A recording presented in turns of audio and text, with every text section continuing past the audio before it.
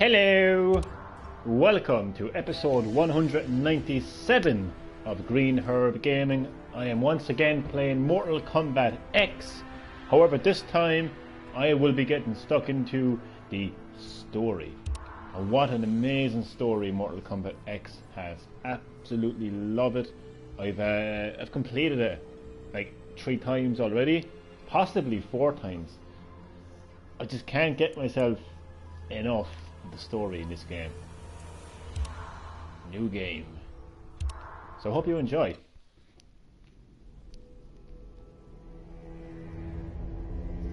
Millions of years ago, Shinnok, one of the Elder Gods, turned on his fellow deities and invaded the Earth Realm.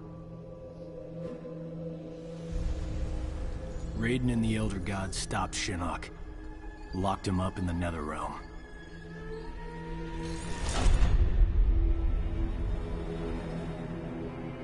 Others followed in Shinnok's footsteps, like Outworld's Emperor Shao Kahn, who was obsessed with conquering Earthrealm. So Raiden convinced the Elder Gods to enact the Mortal Kombat tournament as a way to even the odds. For generations, Shao Kahn followed the Elder Gods' rules. The war moved to the arena, where he sent his toughest fighters to challenge Raiden's greatest defenders in Mortal Kombat. 2 years ago, we beat him. But Shao Kahn wasn't ready to lose. He violated the rules of Mortal Kombat and invaded Earthrealm. Most of Earth's defenders, our friends, were killed, turned into evil undead warriors. Despite the odds, we stopped Shao Kahn's invasion. As punishment, the Elder Gods destroyed him.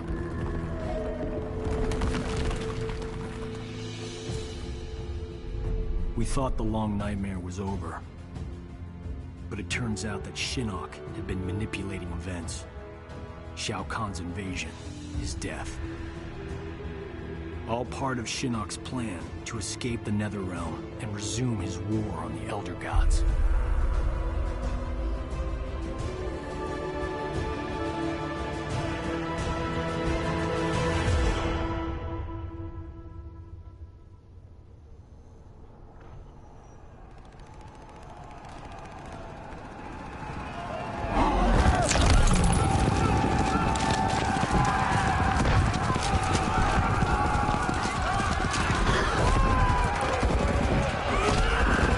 The Orc Realm is being invaded by the forces of the Netherrealm, led by the evil Elder God, Shinnok.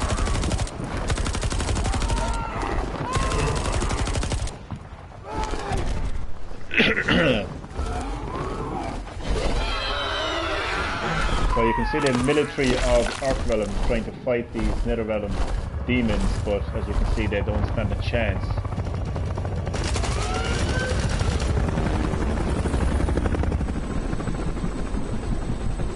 Chapter 1, Johnny Cage. Destination, dead ahead. Set her down nice and easy for me. Don't I always? If by always you mean not once. Major?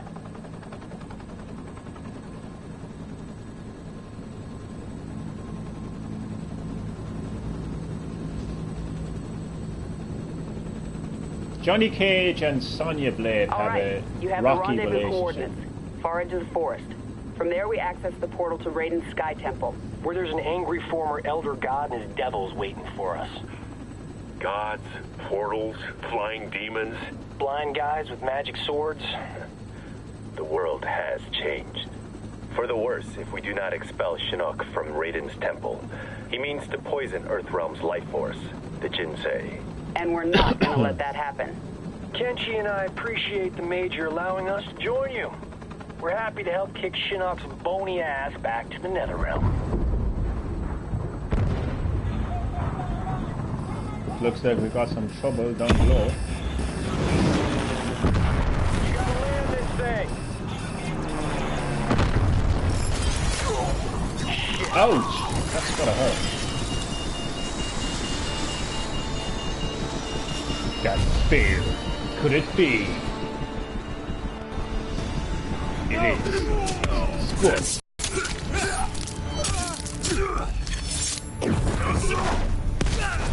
Get over here! Come here, boy. Damn.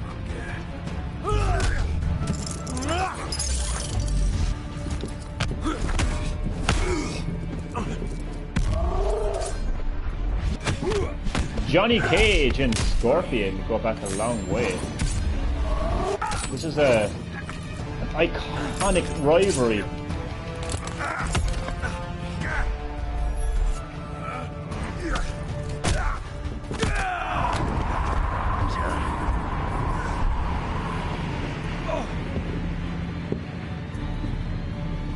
Who could this be? Sub-Zero, but have a close look at Sub-Zero. He doesn't look very friendly. I'll talk about that later. That is Sub-Zero. But not a very friendly Sub-Zero. Nasty. Sub-Zero would normally be your ally. But Sub-Zero is not my ally here. And again, I will talk about that later. Because Mortal Kombat X has an absolutely amazing story that really changes the tone for future Mortal Kombat games, and I will talk about that now soon. Oh, what a double headbutt. Oh shit, I pressed the wrong button. Damn. Doesn't really matter, we don't get any like rewards for getting the button combinations correct. But the perfectionist in me really wanted to nail that. And it looks like we've got our first fight.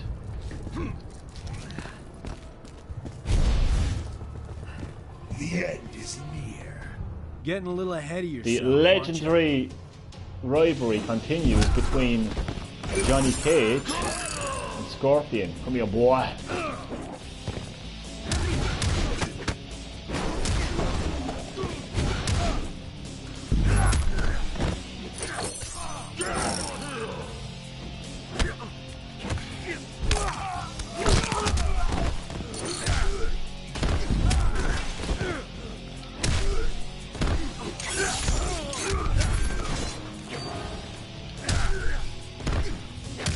Sorry, I'm kind of a bit quiet when I'm in the middle of a fight because I want to concentrate.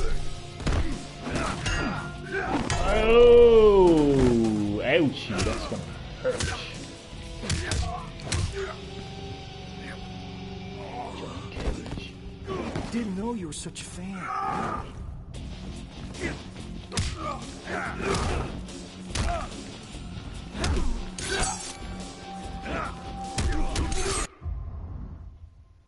Where is my... Oh, he doesn't have the nut punch. Okay. Okay, this is Johnny Cage's A-list moveset, so he doesn't actually have the nut kick. I wanted to kick him in the nuts. Oh well.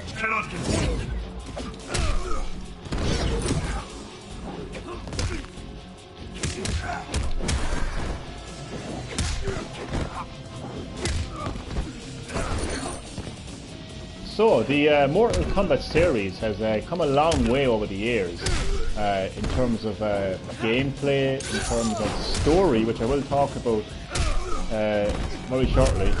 But in terms of gameplay, let me show you how the gameplay has changed over the years. We've got destructible environments, we've got interactive...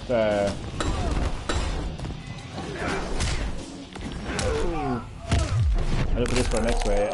Interactive items, you know, that you can pick up and throw at your opponents. These X-ray abilities are absolutely amazing. Hello, Aiden. Welcome back. Welcome back to Green Herb Gaming. Gotta get back to the chopper. So this is the story mode now in Mortal Kombat X. Sonya, get out of there! Now this is the part I wanted to talk about. Well, I talked about it when I'm fighting him. But this is Sub-Zero. This is... Normally Sub-Zero would be my ally. But he doesn't look very friendly. But there's a reason for that.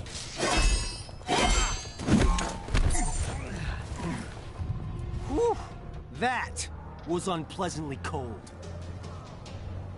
Okay, so to explain, we've got to go all the way back to a game called Mortal Kombat Armageddon, which would act as the end of the Mortal Kombat series. At that stage in the Mortal Kombat universe, it's pretty much Armageddon. It's pretty much the end of the world at that stage. And at the very end, Raiden is about to be defeated by Shao Kahn. But just before he dies, just before Shao Kahn can deliver the final blow... Sorry, I gotta pause this, I won't be long. Just as Shao Kahn is about to deliver the final blow to Raiden, Raiden gets a flashback. And he goes all the way back to the beginning, all the way back to the original Mortal Kombat tournament. So he's right there. So it shifts from Raiden in Mortal Kombat Armageddon to Raiden in the past. So it goes from present Raiden to past Raiden. Because, and that, by the way, this all happens in the reboot of Mortal. I should have started off by talking about that game actually. So people should be familiar with Mortal Kombat 9 or Mortal Kombat Reboot. It's basically the Mortal Kombat game that got released on PlayStation 3 and Xbox 360. That game served as a reboot in every sense of the word. So it was a reboot in terms of the series, but it was also a reboot within the story, within the Mortal Kombat universe, the Mortal Kombat mythology. So, as I pointed out, so the Mortal Kombat 9 or Mortal Kombat Reboot starts off with Raiden getting a vision. He's just about to be destroyed by Shao Kahn in Mortal Kombat Armageddon. But he gets a vision and he goes all the way back to past Raiden. So you're back at the original Mortal Kombat tournament, and throughout that timeline, Raiden changes the past because he feels he has to change things to alter the future, to alter Shao Kahn, destroying himself, Raiden, and destroying all the realms. So Raiden feels he has to change things in order to prevent that. So what happens as a result is you've got things that would happen that wouldn't have happened originally, that wouldn't have happened in the original Mortal Kombat series. Long story short, it eventually led to a lot of allies being killed and their souls being captured by Quan Chi, therefore they're being slaves of Quan Chi. And it even led to the death of Liu Kang, which is one of the biggest changes of all time. Katana was killed as well. So you have a situation, and Sub-Zero was killed, which is who I'm fighting right now. We'll get back to the gameplay in just a second. So what you have is things changing, the past being altered, therefore the present has been altered. So a lot of changes that you will see throughout this story as a result of Raiden going back in time. So Raiden went back to the past and changed things, and things changed, and certain characters died and their souls were captured by Quan Chi, and they became slaves of Quan Chi. I'm sorry if I'm explaining this terribly, but what it results in the end is everything you thought you knew about Mortal Kombat has been completely changed, which is why, Liu Kang is dead. He's now a slave of Quan Chi, which is huge, along with Katana, and Sub-Zero is now, essentially a bad guy. So, Mortal Kombat Armageddon, we all thought was the end of the Mortal Kombat series. We all thought it was the end of the Mortal Kombat story. However, when Mortal Kombat 9 or Mortal Kombat Reboot came out on PlayStation 3 and Xbox 360, it was essentially just the beginning, because Ed Boon, the creator, the legendary co-creator of the Mortal Kombat series, decided to reboot the series and reboot the story. So Raiden goes all the way back to the original Mortal Kombat and changes everything. Everything gets changed. If you thought you knew the outcome of Mortal Kombat 1, you're wrong. If you thought you knew the outcome of Mortal Kombat 2, you're wrong. And same with Mortal Kombat 3. So essentially, Mortal Kombat X acts as Mortal Kombat 4, but things have been completely changed. Liu Kang is no bad, Katana is no bad, Sub-Zero is no bad. You know, things have just completely changed, and that's all I wanted to touch upon. Now I'm going to read those comments. Back to the chopper, Johnny. Yeah, Arnold Schwarzenegger, get in the chopper. I've played all of the Mortal Kombat games. Me too, man. That's awesome. Me too. Huge Mortal Kombat fan. One of the first games I've ever played. Now I'm going to get back to the gameplay. Sorry about that. I didn't know you were such a fan. But I just love what Ed Boon, the co-creator of Mortal Kombat, did with the Mortal Kombat series. Rebooting not only the the game series, but just the story of the game as well. So this game essentially... Hello, Hamino Games. Welcome back.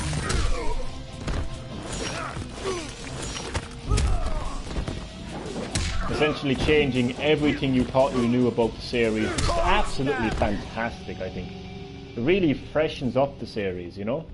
I liked it better when we fought on the same side. Yeah, there was a time where Johnny Cage and Sub-Zero would have fought on the same side. You okay? We fared better than the men. Add him to the list of things Shinnok will answer for. I will subscribe to you, Hamino Games. If you subscribe to me, I'll subscribe to you back.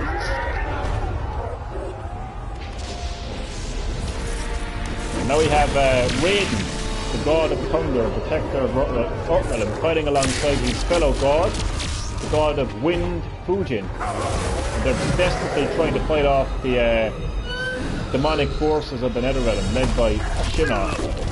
So what you're looking at, again, this is once again this would be Mortal Kombat 4 essentially in terms of the timeline, because this takes place after Mortal Kombat 3, after Shao Kahn invades Earthrealm. However, the events have been completely changed as a result of Raiden going back in time, and he changed the past. And what happens when you change the past? Well, the future, the events of Mortal Kombat 4 have been completely changed, and I think that's absolutely amazing, and I think it freshens up the series, especially when you get to the end of this game, and you get to the end of the story. That's what it's quite obviously, but that ending is just amazing, because you just have yourself thinking, asking yourself, what's it going to be like in Mortal Kombat 11? Now the things have been completely changed. I promise you, I will subscribe back. I promise you. Raiden, we must refortify the portal's defenses below. More or less, this is It is too late. Mortal Kombat 4, essentially. However... Oh, that punchy.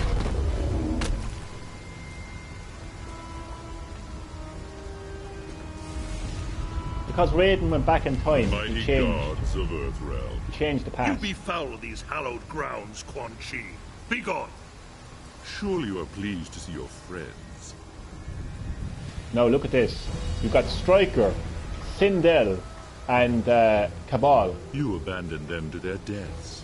I returned them to life. A life worse than death. So they're no One you will slaves of soon Quan Chi. share, and my lord himself shall witness your fall.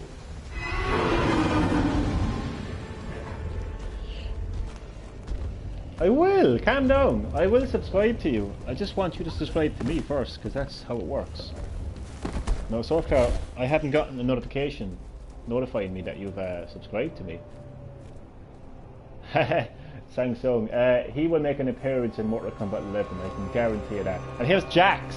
Jax! You know, one of your biggest allies is now a slave of Quan Chi and is working for the dark forces of the Netherrealm. Because basically Jax died. Raiden allowed Jax to die because Raiden went back in time to try to change things.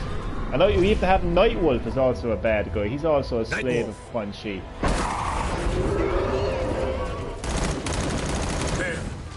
I always loved this. I just love this story. I love how everything you thought you knew about Mortal Kombat has been completely turned on its face. Oh, it's just amazing. We've got Johnny Cage versus this is that Smoke or is it Noob Saibot? Smoke. Smoke. Smoke is dead. I am an Ninra. Amazing. Sonya Blade fighting Jax. I mean, this never gets old. Never gets old. And all of this is a result of Raiden going back in time to try to change the future, you know, or change the past. Does that make sense? The real Jax wouldn't punch his best friend. Johnny Cage, killing you will be a pleasure. Johnny Cage versus Jax. This is amazing. Hidden Dimension, please subscribe to me. Okay. Hammond no smoke just got. Yeah, he just got smoked. He just got smoked. Hammond Games. Look, I have no problem subscribing to you, Hammond Games, but it's not telling me that you've subscribed to me. So, you know, once it tells me that you've subscribed to me, you know, I've no problem subscribing back. I've no problem subscribing back to you. But as of yet, well, let me just go into my subscriptions and see if you're here. Okay, because it could just be my YouTube, you know, acting up. So I'm looking for Hammond Gaming. So just bear with me. So it's alphabetically ordered, so it's easy to see. No, it's not telling me that you subscribed to me, unfortunately. Hammond Games. So Hammond Games, once you subscribe to me, I will subscribe back to you. Okay. Let's get back to the gameplay.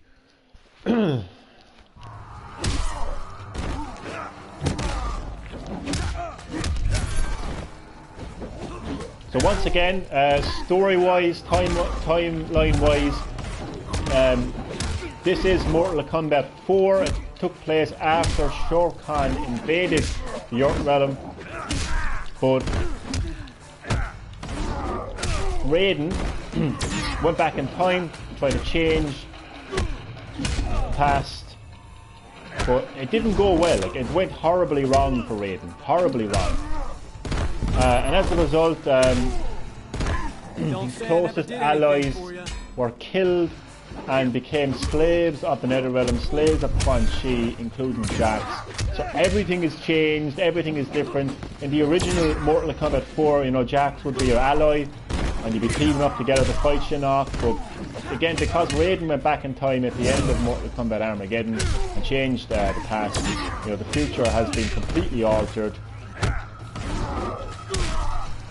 Your allies are now your enemies, and, along with many other changes. Liu Kang got killed as well, so he's also a slave of the Netherrealm.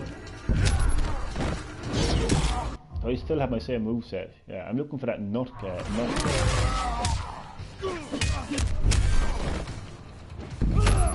So let me just read those comments. You subbed.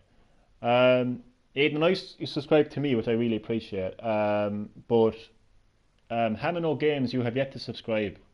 It's not telling. Okay, Hammond Games, is that your YouTube name, Hammond Games? Sorry, no, I don't want this to be taking up my broadcast. I'm not really a big sub guy, like, you know. But what I'm saying is, I will subscribe to you once you subscribe to me. So once I know that you subscribe to me, I will subscribe to you. So Hammond Games, is that your actual YouTube name, or have you a different YouTube name? What is your YouTube name? Because I'm on my YouTube now, and I'm on my subscriptions, and I have yet to see Hammond Games appear. My apologies if I keep on explaining this story over and over again. I have a habit of doing that. I have a habit of repeating myself over and over again to try to make a point. But all I really wanted to say is, you know, as a result of Raiden going back in time at the end of Mortal Kombat Armageddon, he has altered the past, which therefore altered the future. So everything has changed. You know, Raiden goes back in time, changes the future, basically. Hammond Games, I don't see you here. Wait a second. Are you not? Wait, are you High Roller Gamer? Is that who you are? Yeah, Aiden, appreciate it. I think Hammond Games left. I don't know if he subscribed to me or not. Like, I have a subscriber called High Roller Gamer, but that's all I have. So again, Hammond Gaming, if you're listening, or Hammond Games, if you're listening, look, tell me your YouTube channel, and I'll see if you're here. Because that's just the way I am. I only subscribe to people who subscribe to me. It's only fair. Like, it's only fair. It's only fair, you know. That's how I roll. That's how I roll. No, let's get back to the gameplay. Let's get back to the game. Gotcha. Oh, Jax is almost gonna kill me. Oh, and he got me. It's all this subscriber talk that's distracting me. I think one of the biggest reasons I loved this reboot of the story, you know, what Ed Boon, the co-creator of Mortal Kombat, has done, with, you know, the Mortal Kombat reboot, Mortal Kombat 9, PS3, PS6, is how it just really freshens up the series. It's not your standard reboot. It isn't just rebooting the series or remaking it. It's just really introducing this fresh and original concept to the Mortal Kombat, you know, timeline, which is amazing, to be honest with you. Who's your favourite DLC character? I would probably say, let me think, Alien? Maybe? Oh, pow, right in the kisser. We're gonna fix you someday.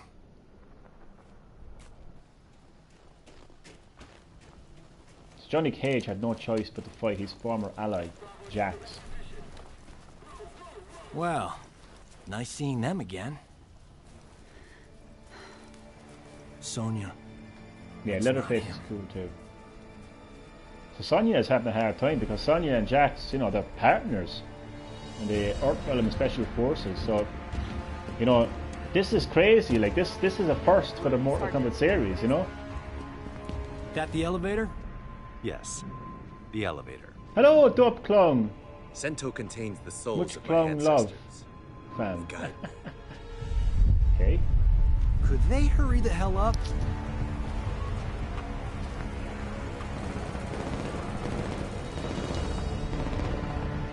And again, apologies for me keep on repeating myself over this story. I just can't get enough of it. What they've done with it is just amazing.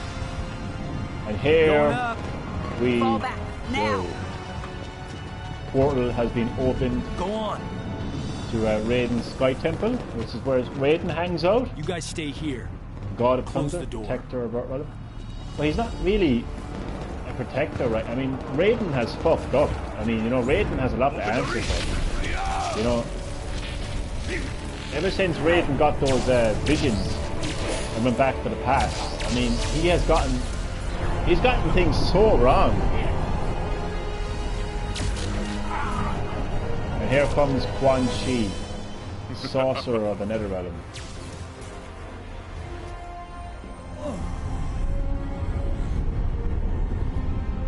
Oh, and it looks like a man himself. Well, he's not really a man, is he? He's more of an Elder God himself. It's about to make his grand entrance.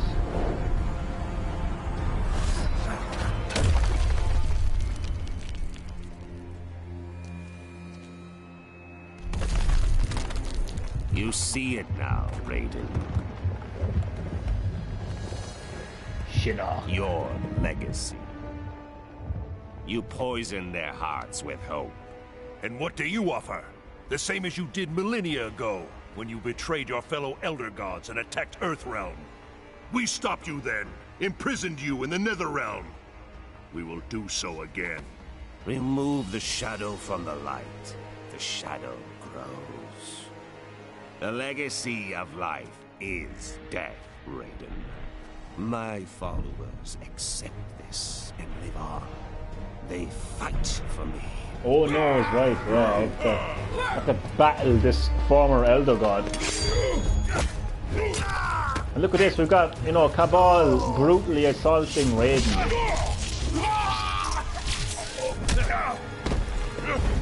Just witness these amazing scenes that you would not see. Like, ask yourself this, what would have happened if Ed Boon, co-creator of Mortal Kombat, had continued the Mortal Kombat series after Mortal Kombat Armageddon and just continued with it as it was? You know?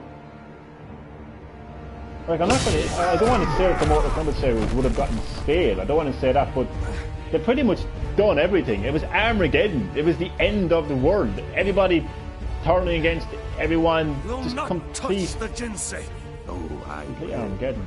And all of Earthrealm will learn the truth of death.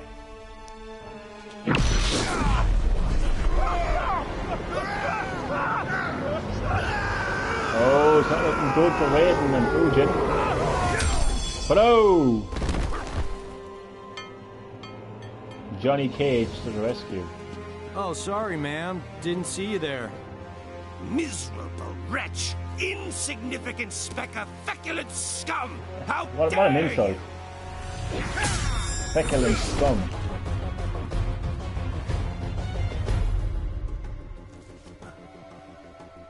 That is mine. Yeah, Cabal fucking Raiden. It's just the scene you would have never thought you would see, you know? Like, you never thought you'd see the day where Sub-Zero would be against you. You never thought you'd see the day where Sonya Blade would have to battle her partner, Jax. You know, Johnny Cage battling Jax as well. Yeah, he's like, you insignificant, feculent scum. Or something like that. This is so random.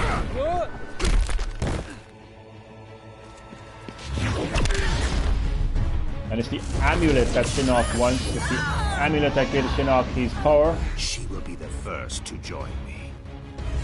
No!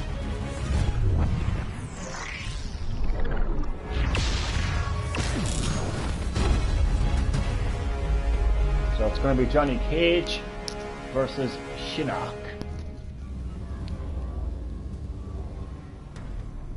I'm not sure what just happened to me, but I am sure of this. Well, he likes it. You don't even think of hurting her.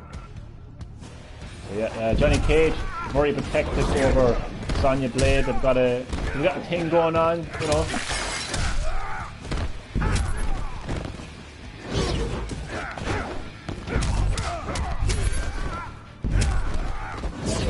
What other moves does he have? I feel like I'm going to say moves over and over again. Ah, I've got my Nutbreaker back. That wasn't. I could have sworn that wasn't there earlier.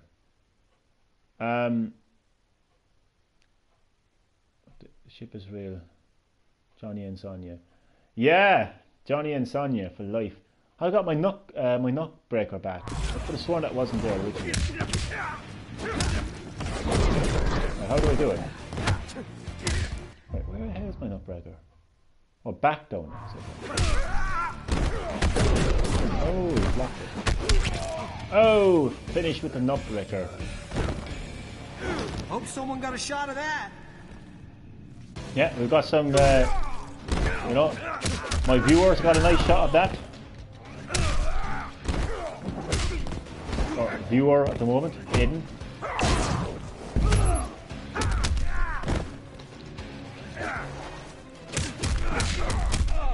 Hello, Amber Khan. Love your surname. Still love that surname. From the famous, legendary Emperor of Outworld, Shao Kahn. An evolution there, by the way.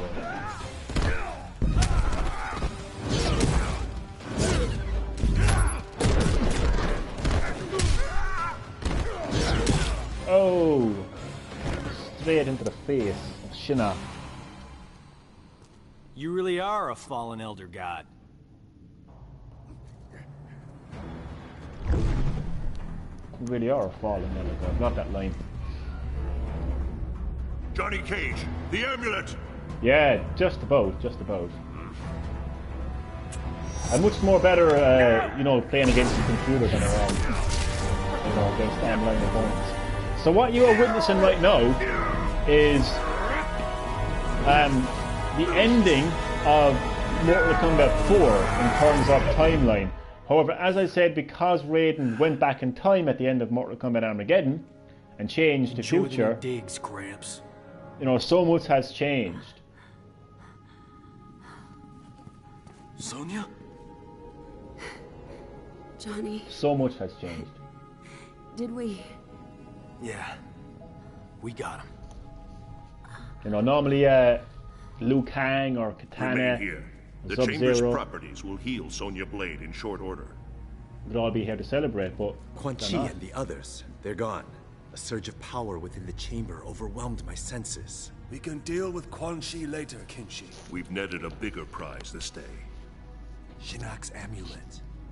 And within it, old fish face himself. Fish face. Let us take the amulet to the Elder Gods. They cannot destroy it. No one can. They might offer counsel. Shinnok can never escape.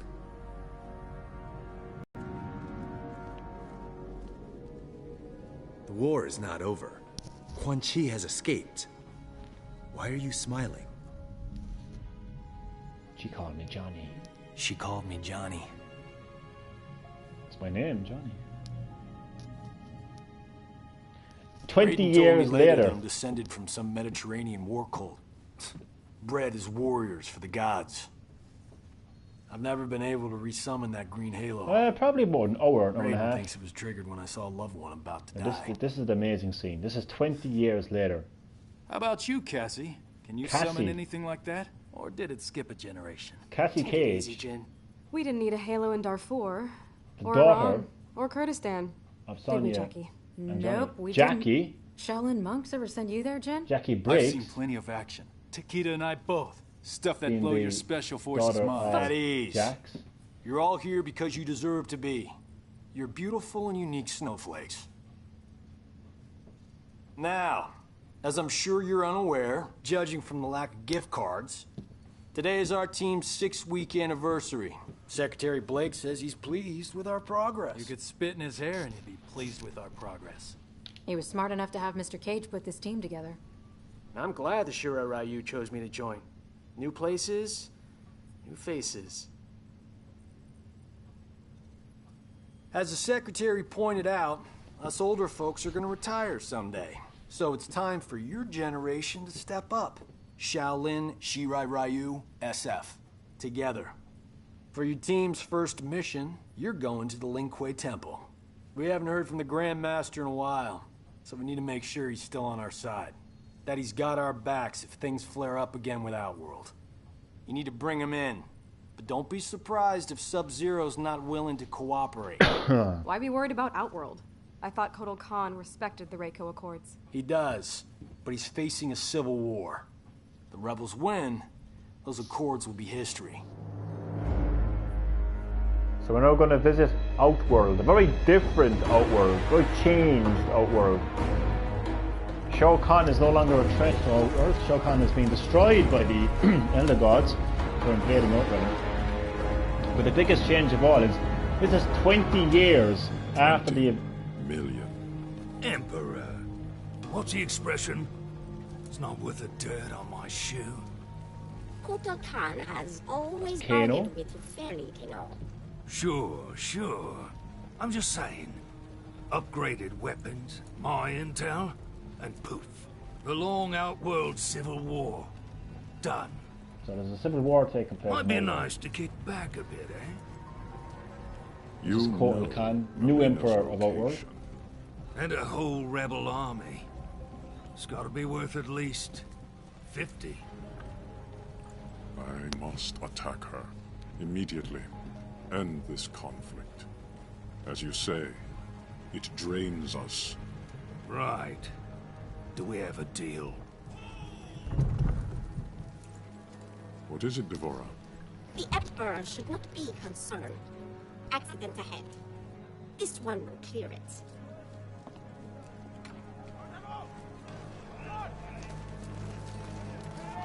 Make way for Kotal Khan! Move! So there's a new emperor in town and some people are not happy about The that. Tarkatans are in position. Specifically, We await your order. Melina, It is given, Tanya, dearest Tanya. Rain, Stopping and a carriage Baraka. is nothing. Killing an emperor False Emperor! requires power. Power you have, Melina, and won't use. Could it be? It pains Uh-oh. me to use it, Rain. She has I need more time. the amulet. The contains usurper's the power of excursion came Shinnok. too soon. The rain falls when it may. No matter.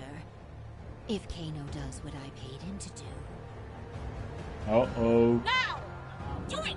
So Kano is in cahoots with the rebels.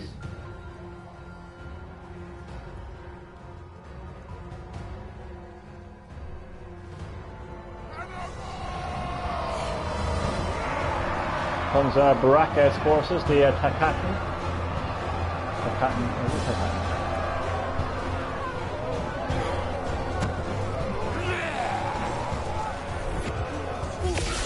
So once again, Kotal Khan is the new emperor of Outworld, but some people are not happy with that, including Melina and her buddies.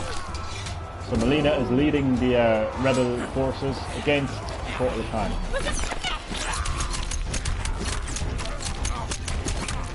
Things are not looking good for the Kekaten. So this is crazy. This is 20 years after the events of essentially Mortal Kombat 4 in terms of timeline. So Raiden has managed to prevent Armageddon, but not without sacrifice. So Kano is attempting to assassinate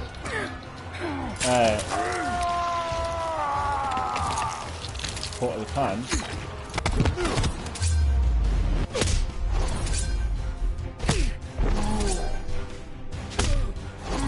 Not going so well for Kotal Khan. Oh shit. So I'm trying to read the comments and play at the same time. Oh my god, this guy. Can I pause this?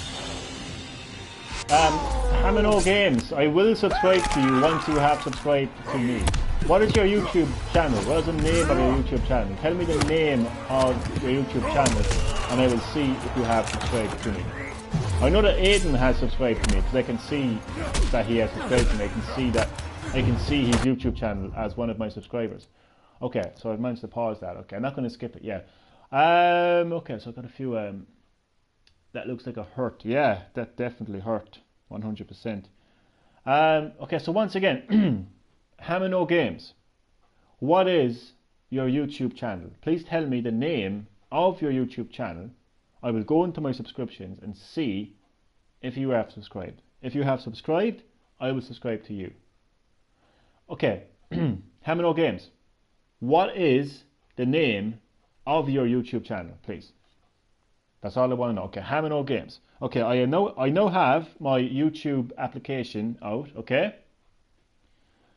I'm going to go into my subscriptions. Okay. These are all my subscriptions. I'm not going to call them all out, like, but these are all my subscriptions. Okay. It's alphabetically ordered as well. Okay, I'm going to go down now to H. The only H's I have are High Roller Games. Okay, I have Aiden Dempston added as a subscriber. Aiden is the only new subscriber that I've gotten. I don't see you as a subscriber. So I'm just saying what I see. This is what I see. I don't see you as a subscriber. So I don't know what's happening there, but according to my YouTube channel, you haven't subscribed to me. Because I don't see you there. So sorry about that. Aiden, I'm planning on playing it for around, 43 minutes now. So I'm planning on playing it for another, maybe another half hour, another hour possibly.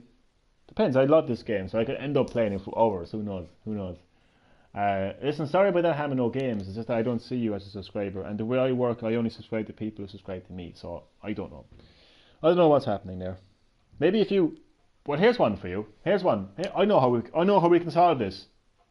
Hamino, are you still there? Hamino Games, if you're still there, I know how we can solve this problem. If you have subscribed to me, then comment on, not this stream now, comment on my previous video. Okay? Comment on my previous video. Just say hi or something. I'll give you an example now of a video. Obviously don't comment on this video because I can't, like, you know. Just give me a second. My videos. Okay, Hamino Games. I want you to leave a comment on my video that says I don't feel so good. Okay, it's the third video down. So go to that video, the video titled I don't feel so good. Leave a comment and say hi. Okay? Then I will be able to see whether you have subscribed to me or not, because it'll be in my subscriptions. So that's an easy way to do it. Now, back to the gameplay. So Kotal Khan trying to beat Kano. So it's Kotal Khan versus Kano. Keep your 50 million. Kotal Khan, the new giving me Emperor twice that to take you out. of Outworld. Okay, so that's his moveset again. I'm not very good at this guy.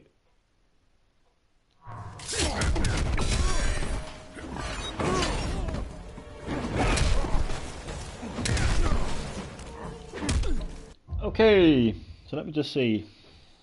So you're saying you left a comment on my video. I don't see it, man. I don't see it. Having no games. I don't see it. So you're telling me that you've left. You're telling me you left a comment on my video. Man, I don't know what is up at your YouTube, but it ain't my YouTube. I don't see any comment. I don't see any comment. This is actually starting to annoy me now a little bit because I actually want to focus on the gameplay instead of just subscribing thing. Okay, so you're telling me that you left a comment on my video titled I Don't Feel So Good. Is that what you're telling me, Hamino Games? Is that what you're telling me? Because I don't see any comment. I see comments from people who actually subscribe to me saying great vid, and love the vids. I don't see your comment, Hamino Games. I know, because I know how it works. I'm not being funny here, but I'm not one of those people. I will only subscribe to you once you have subscribed to me. It's that simple. Okay, you have not commented on my video and you have not subscribed to me. Okay, it's that simple. I don't know why you're lying to me. Okay, I've refreshed in numerous times. I can see that you have subscribed to me, but nobody else has subscribed to me, so I don't know what's happening. When other people comment on my videos, I get the notification straight away. I haven't gotten the notification. It's that simple. I'm just not going to subscribe to somebody who hasn't subscribed back to me. It's just the way it works. Did you subscribe to me? Why are you so obsessed with me subscribing to you, by the way? Calm down a bit, like, you know. Like, I will subscribe to you once it tells me that you subscribe to me, and it doesn't tell me that you subscribe to me. Or comment on my video for that matter. So I don't know. I mean, I have a notification 2 hours ago that says new subscriber Aiden Dempsey. That's what it says. It doesn't say anything about new subscriber having no games. Anyway, back to the gameplay. Enough of this crap.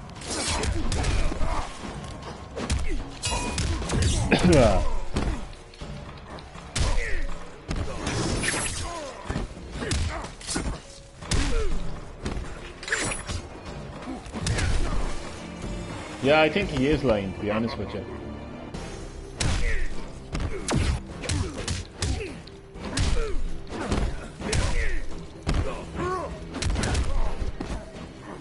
Kano has gotten the first victory in the first round.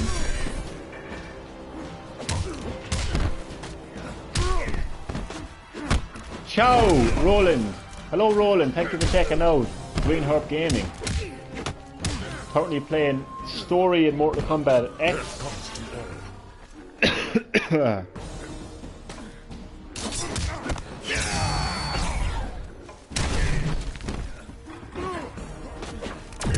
What is this? What is this? Goodbye with a sad face. Oh, goodbye to you too, Hamino Games. I don't have time for this shit.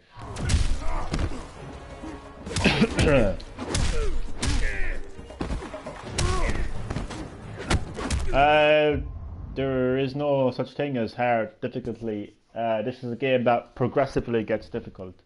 So right now I'm at the start of the story. 2 seconds, I gotta get a drink. My throat is my throat is at me, sorry. But yeah, it's at the beginning of the game, so it's going to be easy. Then in the middle of the story, it's going to be medium. And obviously, at the end of the campaign, it's going to be hard. So it's not one of those games where you can choose your difficulty. You can choose your difficulty when you're, I suppose, when you're playing the tower mode or single player. But no, the story is just it's a locked difficulty. So the difficulty is just locked to the story. Like it'll just progressively get, you know. Yeah. So I hope I explained that. I think I over-explained that a bit. Okay, so I have my glass of milk.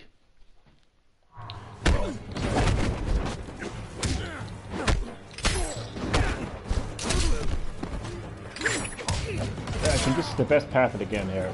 Look at it. Kano, don't spoil this now. Watch this. Whack! Picking up that granny and throwing her lifeless body. This is one of the best parts of this game, I think.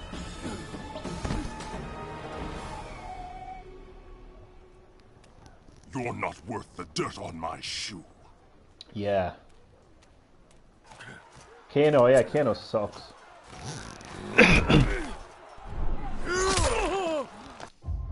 Wait, what the hell is going on? Just 2 seconds. Aiden. I'm confused now. Sorry, just give me a second. Okay, I'm so confused right now. This is not even funny. Aiden. I see that you have to comment saying hi in my video. I was actually talking to what's his face, Hamino Games, because I wanted him to prove that he left a comment. So that's quite funny. But he's gone now. He left now. So I don't know. I don't know what's going on anymore. What the hell? Well, what is going on? Hamino Games is saying, what the fuck? I don't even know. Do you know what? Whatever. If you want to subscribe to me, subscribe to me. If you don't want to, no, it's okay. Jesus Christ, I don't know. It's just I'm confused. I don't know what's happening anymore. My throat is killing me as well. 2 seconds. A tickly throat. Do you ever get a tickly throat? So annoying. Okay, so basically what's happening is Hamino Games has been trying to say that he has subscribed to my channel.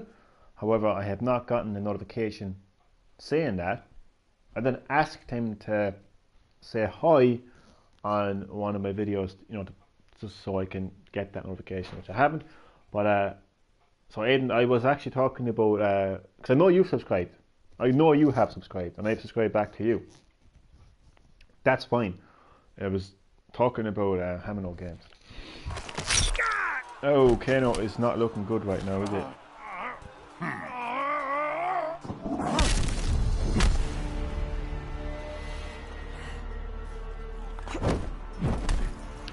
What the hell? You are the Edenian, Tanya. I'm pleased you remember me, Koatar.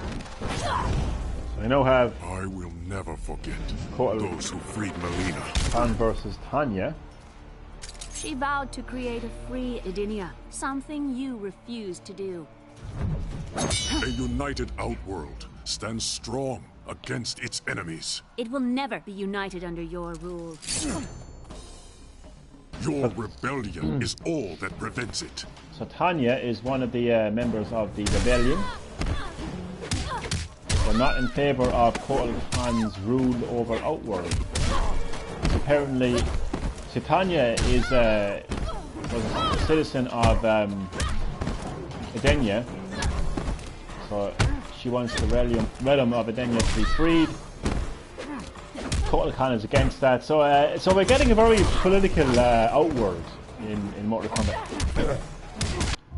Sorry, my fucking throat is just too... I can't even talk. Facebook. Well, I'm on Facebook, but I don't really like. Facebook is irrelevant right now. But if you want to subscribe to my channel, you're quite welcome to. This isn't Facebook. This is YouTube. Oh God, things are getting very weird.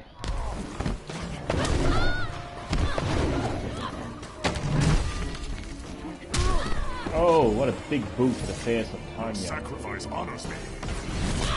So once again, this is 20 years after the timeline of Mortal Kombat 4, essentially. So this would be well after Armageddon, essentially. So I know it can be a little bit confusing, but just bear with me.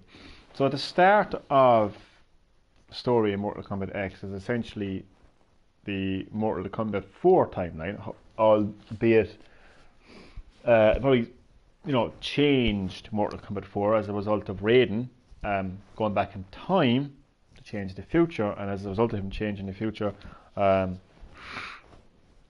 of things have changed naturally. So the story now is 20 years later, so it's well after Mortal Kombat 4, well after Mortal Kombat, Deadly Alliance, Deception, and of course Armageddon. So we're way into the future, way after Mortal Kombat Armageddon, but however, the past has been changed, so all those changes have been brought forward into the future. The future is no different, so as a result of that, we're seeing a very political outward, which is quite interesting when you think about it. We never really saw politics play a part in the Mortal Kombat series, so to see this civil war taking place on Outworld, between the Emperor Kotal Khan and the rebellion led by Melina, it's interesting. I like it. Now this is all the result of the co-creator of Mortal Kombat, Ed Boon, deciding to essentially press the reset button in the series and just change things up a bit. It's great to see this. It makes the series very fresh and original. And for a series that's been around for what, 20 plus years, possibly more. What am I saying? How old is Mortal Kombat?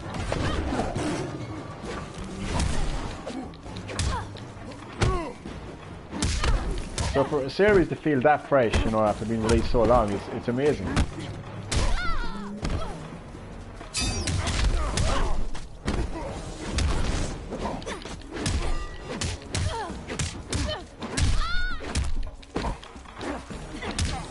Oh, tricky kick for the head. Yeah, I'll retry that one. Got myself distracted a little bit. Okay, what's been distracting me in the last couple of minutes, more than minutes, is all this subscribing my lack. Here's how I work. Okay, for any new viewers who might tune in, okay, or even just somebody watching like a repeat of this on YouTube. Here's how I work when it comes to subs. If you subscribe to me, I will be greatly appreciative of that. I would appreciate that. Once you subscribe to me, I will subscribe to you. That's how I work. This guy Hamino Games has been like really kind of irritating me because he's telling me that he subscribed to me even though he didn't. Like, I literally just restarted my phone there a couple of minutes ago, so let me go back into my YouTube app. This is you're fine. Don't worry about it. Phone died. Don't worry about it, man. It's fine. So I've literally restarted my phone and I'm back into my YouTube app now, and I'm gonna go to my notifications. Still hasn't taught me anything about anybody subscribing to me, so he clearly has not subscribed to me. I don't know what his deal is. I don't know. I don't know what his deal is. I know, but what do you say?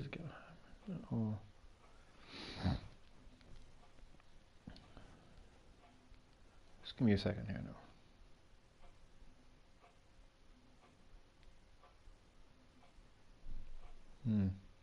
Wait, hold on a second now. What did he... There's a guy called Dan Hamino. Let me just go to my subscription. He said Hamino Games, he definitely said Hamino Games. Oh, thank you! Good Bally, but then again, it hasn't told me that you subscribed, so I don't know what the fuck is going on. Wait, hold on a second now. What did they say his name was? Dan Hamino. Nope, I don't even have it. I don't even have a Dan Hamino coming up. So Gumball, you said you subscribed to me. Okay, well, let me have a look.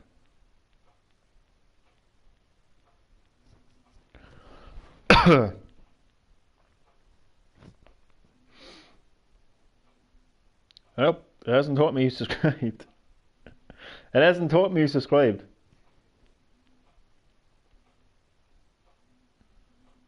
It hasn't taught me that you have subscribed. I don't know what's going on. Back to the gameplay. That prevents it.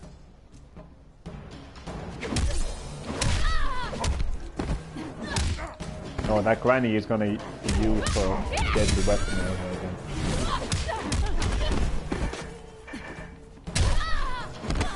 Oh, whack from the granny. Bad fool.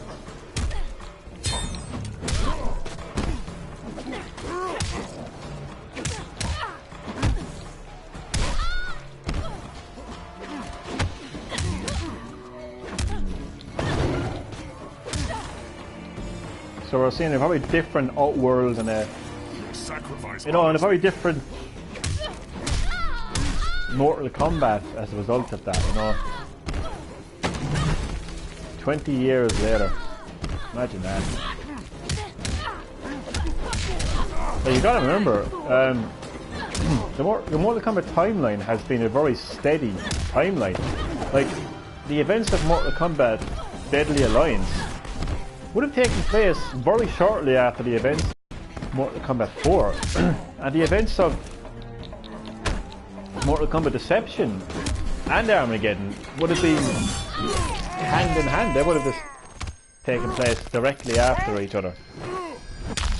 So it's crazy to see a Mortal Kombat game take place 20 years later. It's crazy. It's so much has happened, you know? You are a fool to trust Melina. Hence the new Emperor of Outworld, Kotal Khan.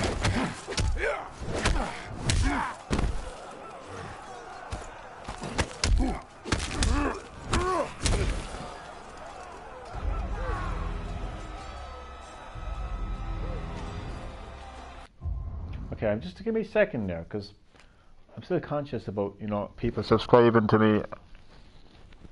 I don't want to say that you're a liar, like, you know, Gumball and Hamino. So maybe it's my YouTube app or something. So I'll go upstairs to my laptop. Now the audio might cut off now because I'm going a bit far from my PS4, so if the audio does cut off, my apologies for that. So I'm just going to check YouTube on my laptop. Not that it's going to make any difference really.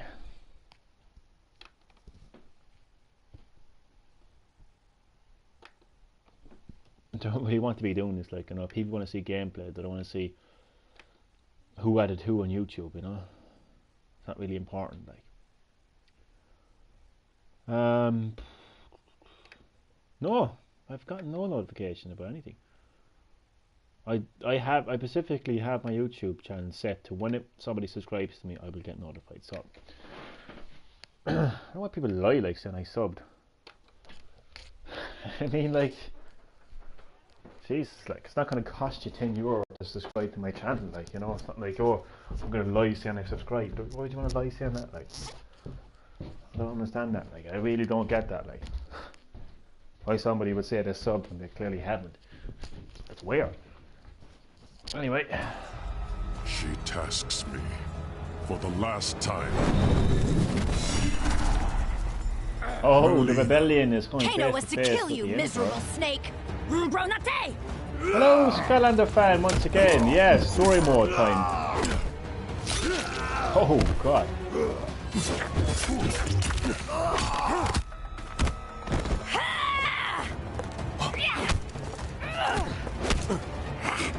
Yeah, people are gonna die. Exactly. Another Edenian, the supposed half. Wait, hold on a second now. Hold on a second. I don't want this channel to get all, like, you know, dramatic or anything. But Gumball, Darwin, you know, it's as simple as this. If you have subscribed to my channel, I would have gotten a notification telling me that you've subscribed to my channel, which I haven't. And I'm going to ask you to do the same thing I asked Hamino Games to do. Okay? Go on to my video, not this one obviously, go on to my video, leave a comment and say hi. So they'll see, you know, oh, Gumball done, commented. Then I go into my subscriptions and see if you're there. Like, I don't understand this mentality of, you know, it's no big deal, like, there's no big deal. But what I'm saying to you is, I haven't been notified that you've subscribed to me. You know, it's that simple. It's like, you know, just forget it, it's fine. Never mind is right. God. Kombat here! I am a son of Argus. I was not merely declared a god by befuddled commoners, Bullock.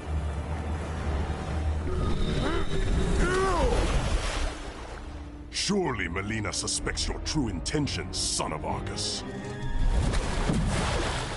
Oh, a drop kick.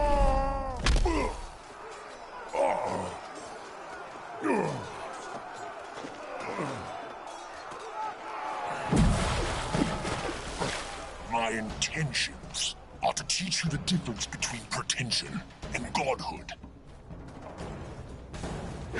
Whatever, Rain, you're gonna get your ass kicked.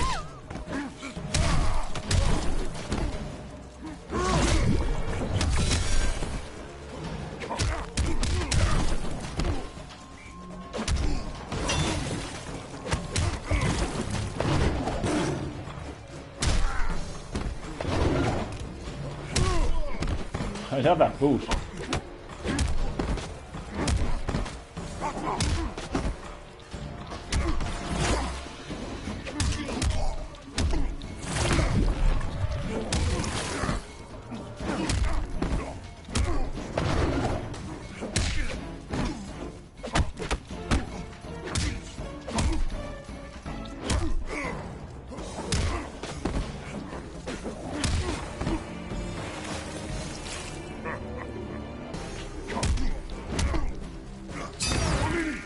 Rain, you're on the belt of a barrel, dude. Have some of that.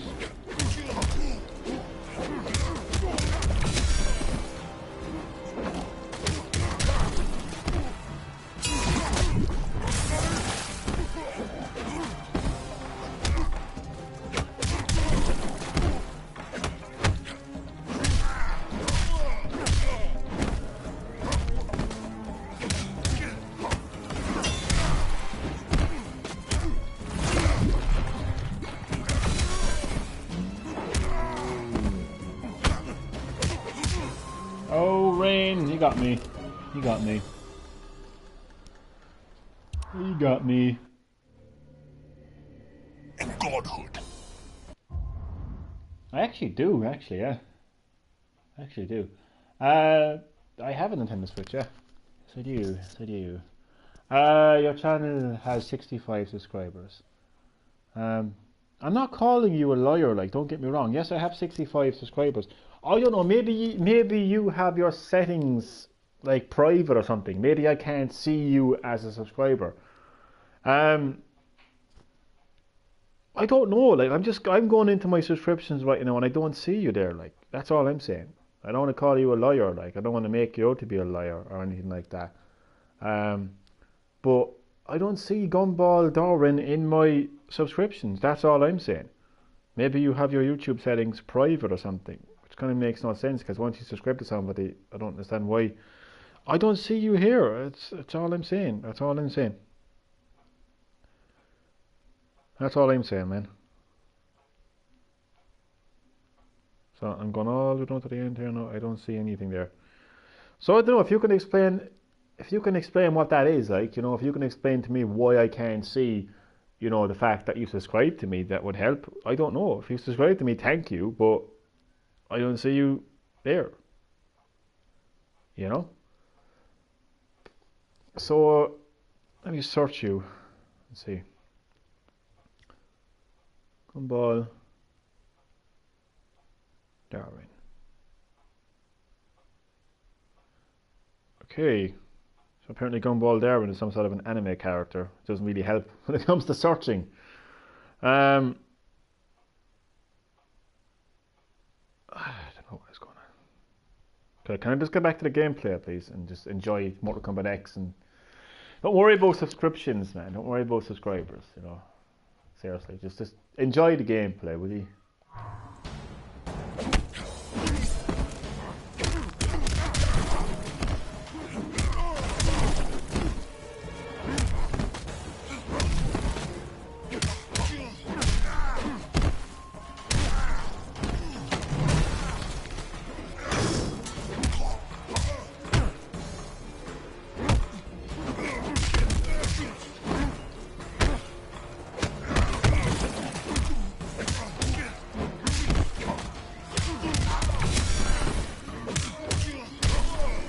So yeah, I'm loving this political storyline in Outworld.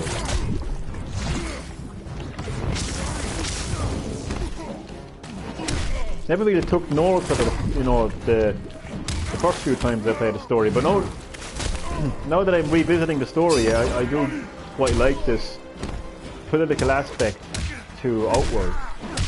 It was never really there before, you know, probably would have been there with the original, you know, invasion of Edenia of Shao Kahn, you know. But you never really got to see that in Mortal Kombat, you know.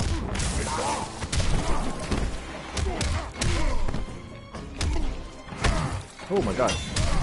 Oh! Ah, gotcha.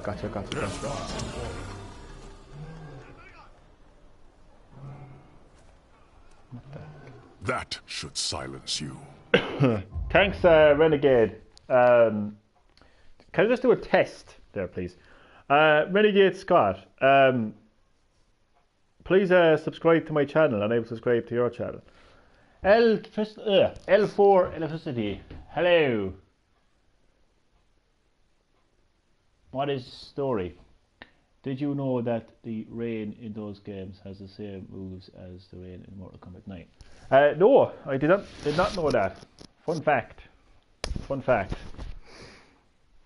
Oh, was that other guy gone? I can't see it now because I can't scroll the chat. Other guy who said that, like Green Herb. Appreciate that. Subscribe to my channel and will I subscribe back to you? The reason I asked that is because I had two people so far on the stream that say that they subscribed to me. Now, just want to make one thing perfectly clear, okay? I'm not really that kind of a person who like cares about subscriptions or anything like that, but how I work is when somebody subscribes to me, okay, I will subscribe to them. That's how I operate, okay?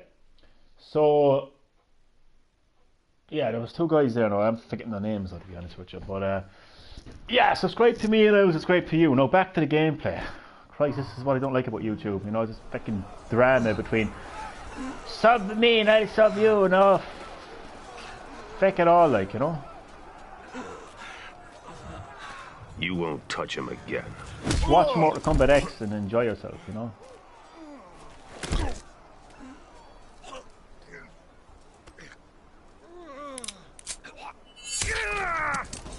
But I will. Will you now, Melina? As the heir to my father, Shao Kahn, I, Melina, Khanum of Outworld, order your execution! You're not gonna execute me, bitch.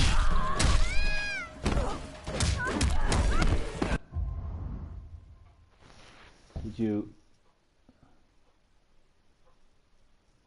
see? Did I see? Sorry, I better read that. Did you see KCI kissing me? Okay, sorry, can you type that again? Sorry, I can't understand that. Sorry, L4 Electricity Kid, I can't understand that.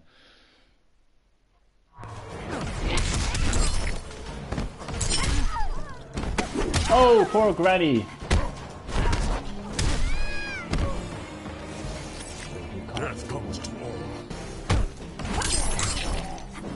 I still trying to understand that. Sorry, L4 Electricity Kid.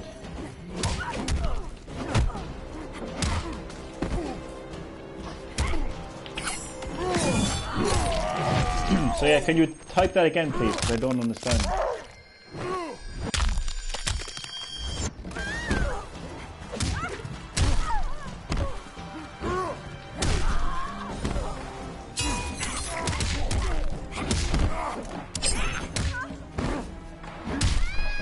Big dude.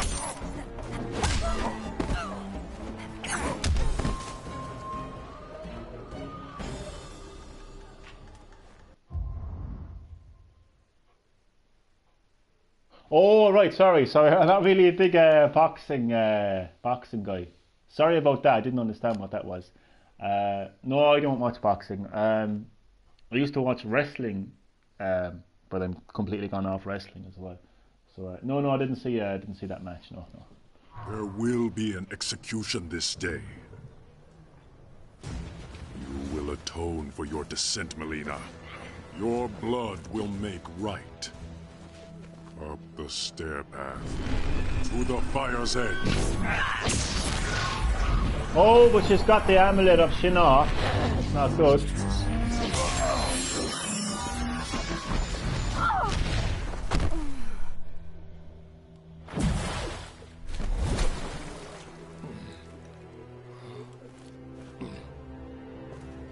I like how my chat log has like turned into like a sports section. Like, to the left, Mortal Kombat X live broadcast. To the right, Sky News Sports. I'm not complaining, I'm just saying it's quite funny. What did my Emperor see? A mere cub, grown to be a jaguar. So Melina has the power of Shinnok's amulet. And now we're back to Once we hit the drop point, we split up. Jackie and I will come in from the south. You two from the west. Rendezvous here, the north entrance. Then what? A simple pick up and go? We bag him if he resists. Resistance might be more possible than you think. Don't sweat it. It comes to that, Sub-Zero won't know what hit him.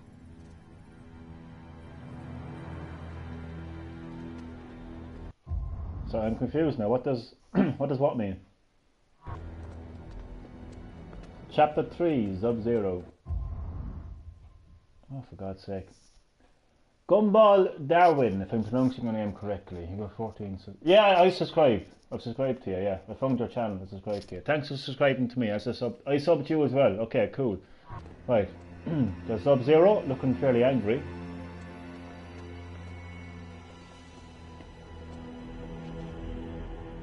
The forward defenses stand, Master.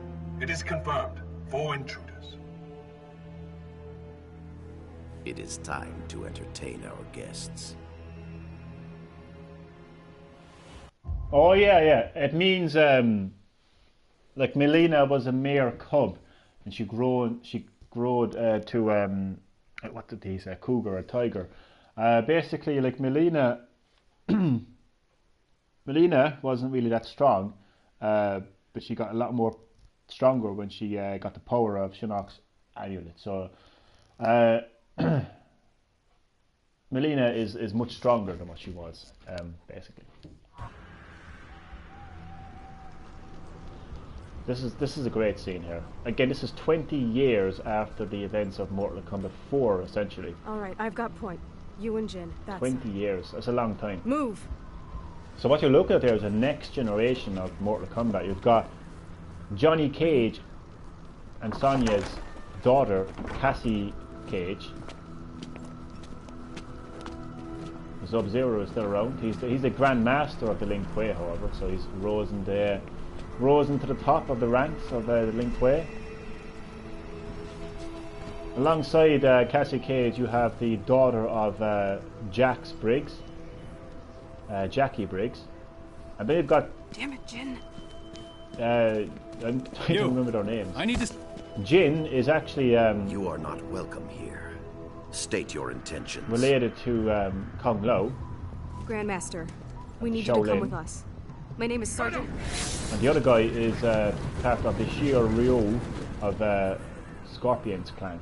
So you're seeing the next generation, basically, of combatants. You demand my cooperation, yet you are cut off, surrounded. What will you do? My father always spoke highly of you, Sub-Zero. He wants to talk. Talking. Always his first choice. Okay, let's try pummeling. Now! Wait! Oh! It doesn't go well, did it? So I think the team of Mortal Kombat X... You lead this group, but they do not follow. What would your mother do? The next generation of Mortal Stop Kombat. wasting time and take you down. So look at this for an amazing moment. You've got Sub-Zero, a series legend, going face to face with a brand new combatant of the series, the daughter of Johnny Cage and Sonya Blade, Cassie Cage.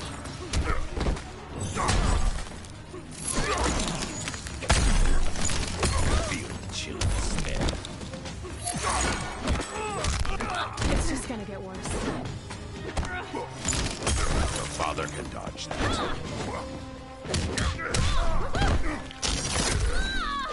His X-ray abilities are absolutely amazing. I freeze your soul.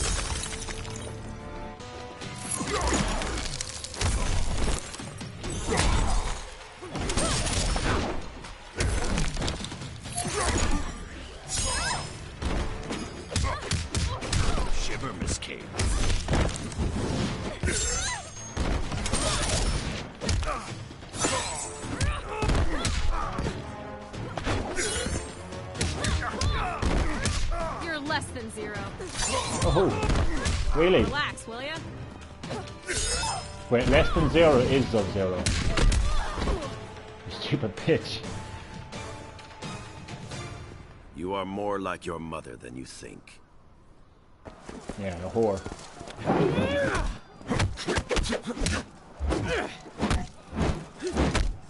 So this is very interesting here because we actually have Sub-Zero versus the next generation of the Shiryu, the Scorpions clan. Your power should have revealed my intention, Takahashi Takeda. No doubt Kenshi taught you how to use them. My father taught me a lot, Grandmaster. Let us see. And he's also sorry, just point out actually, he is the son of Kenshi. So you're really seeing the next generation of Mortal Kombat, you know, in fruition here. Which is why I said from the start that this story is absolutely amazing, and it's amazing how, you know, how Ed Boon, the co-creator of Mortal Kombat, you know, rebooted the series in such an amazing way.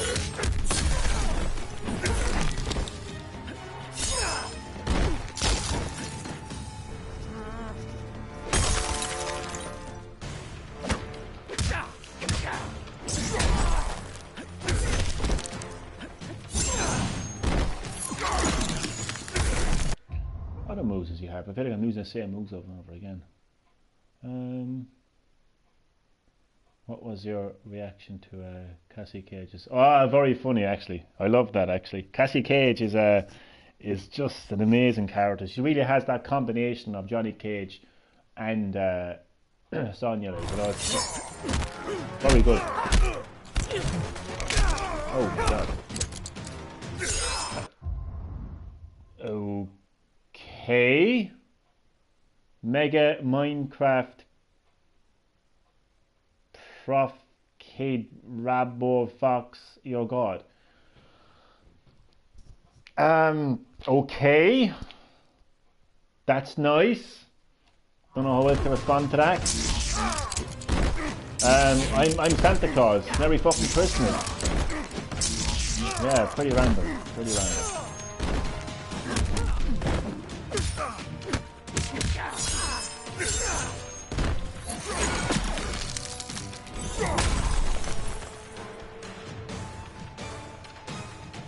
I'm loving Sub-Zero's new look. Not yet. Damn it. You announced your arrival, Jacqueline Briggs. Specialist Briggs. Yes, military decorum is important in your family. Now we have the daughter of Jax Briggs. If you know my father, you know me. Jackie Thought Briggs. you and he were friends. Our histories share a dark chapter. Oh, I should also point out as well, I forgot to point this out, because at the start of the story you saw that Sub-Zero was one of Quan Chi's slaves, but he's obviously been freed of Quan Chi's power. You grow weaker.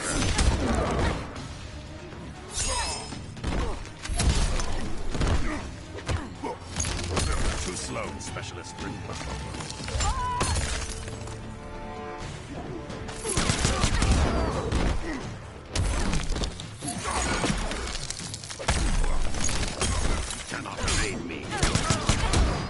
So, you know, when you have all these new combatants, you know, and not just new combatants, but how they're connected to, you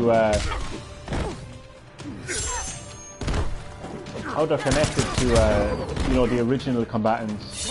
Jax's daughter, Sonya, and Johnny's daughter, Kenshi's son. You know, and then you got all these kind of,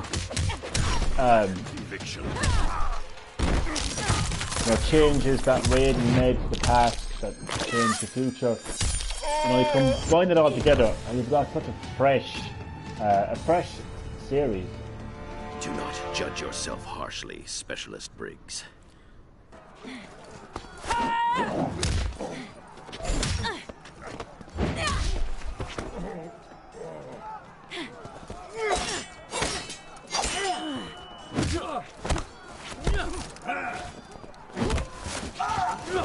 Next we have, I think he's the cousin of Kung Lao. He's somehow related to Kung Lao anyway.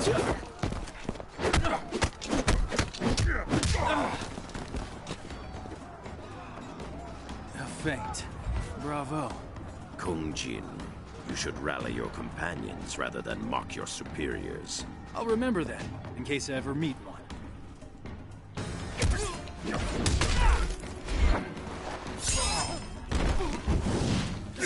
You can see like how cocky the younger generation is as well. Focus. Kind of, like in real life as well, to be honest. But I know it all has to take, you know, the elders to beat some sense into the younger generation. That's what we're seeing here.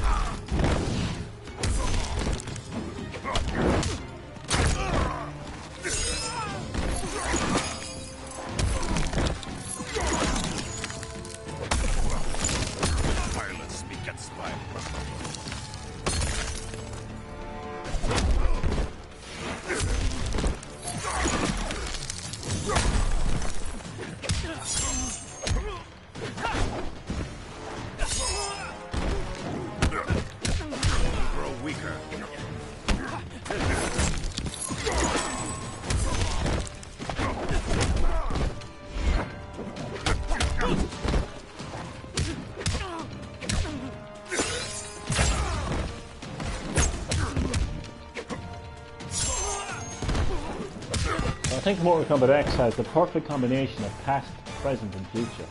Really. False bravado does not suit you. This is an amazing scene coming up. Any ideas? Sub-Zero, let's talk. That opportunity has passed. Got a new plan, Cage? You could have followed the old one, Jin. You're gonna catch hell if you kill us.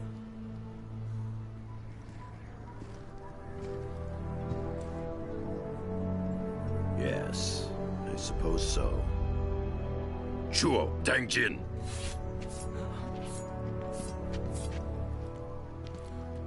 That worked? This was all a training exercise. Damn, I should have seen it. You and your friends show much promise, Cassandra Cage. But until you function as one, you will fall short. They're not very happy right now. So other than that, you enjoyed your visit? The Lin Kuei shredded us. You maybe. I see plenty of frozen boot prints on your ass, too. Come on now. You're all winners in my book. Yeah, it was New actually. orders from General Blade. Priority 1. Outworlders. Here in Earthrealm. An invasion? Couldn't be. You're not afraid, are you, Mr. Cage? Outworlders, I can handle.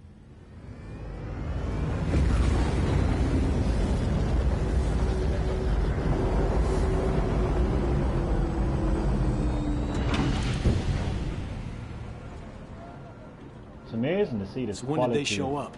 The portal opened by the docks a few hours Quality ago. of story. Nearly 5,000 in all. Refugees from the Outworld Civil War. Must be bad if they risked coming to Earthrealm. After you. You know, this quality of story would have never been possible back in the old days. Do not dwell on your encounter with the Lin Kuei, son. Pretty hard not to.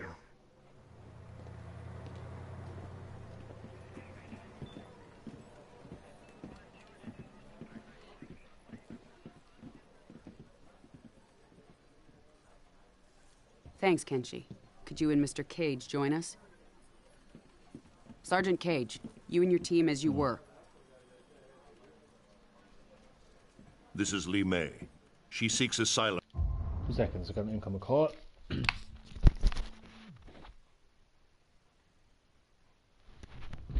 Hello. Hi, man.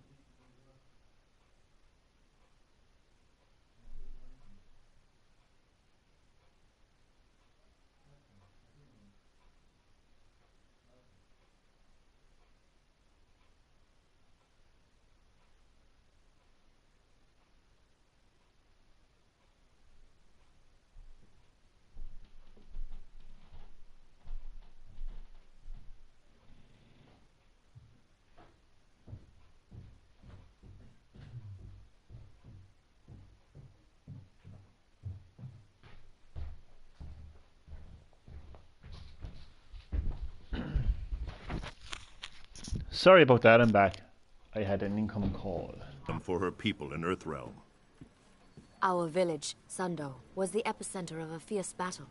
We barely escaped with our lives. Such is war.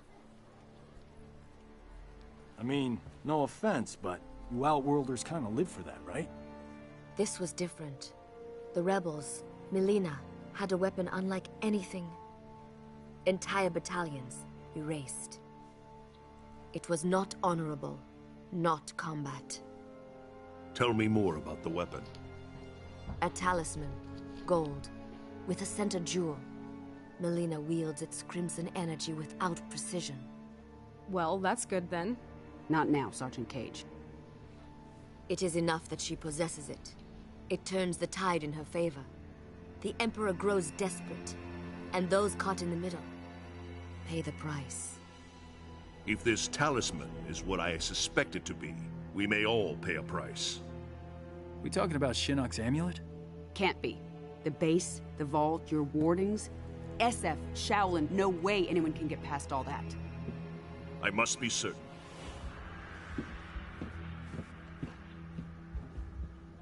Well, this is cozy.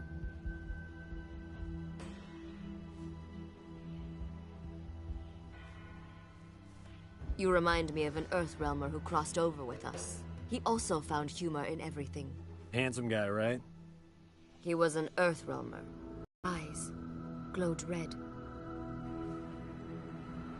What does she mean? Kenshi, continue with Li Mei. I'm going to the refugee camp. Gotta get to him before he finds a way out. I'll come with. Go get an update on camp security from Colonel Flagg. Why? Because then you won't be here.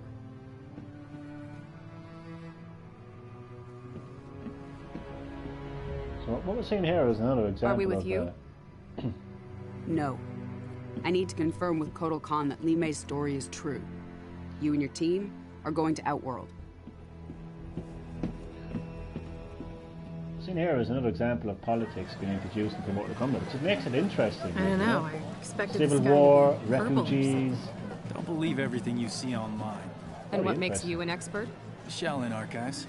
I studied a lot. Well, it kind of brings life into the Mortal Kombat universe, you know, because at the end of the day, these are places where people live, you know, it's not just Earthrealm. Yeah, Sonya. Oh, Sonya's always triggered. She's got a stick up her ass, as people say.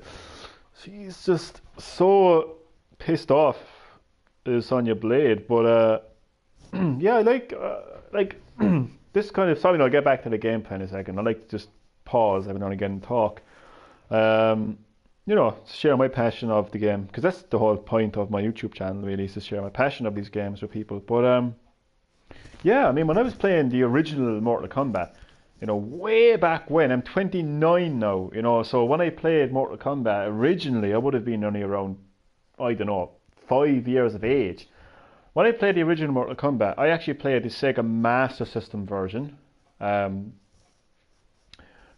my first console was the Sega Master System, so I got Mortal Kombat on that. There was no way in hell, you know, you would have gotten this type of quality story, you know, being told in those games. You wouldn't have had that type of depth to the characters, to the world in which they live in. You'd be dreaming if you know, thought you were going to get that level of quality back then.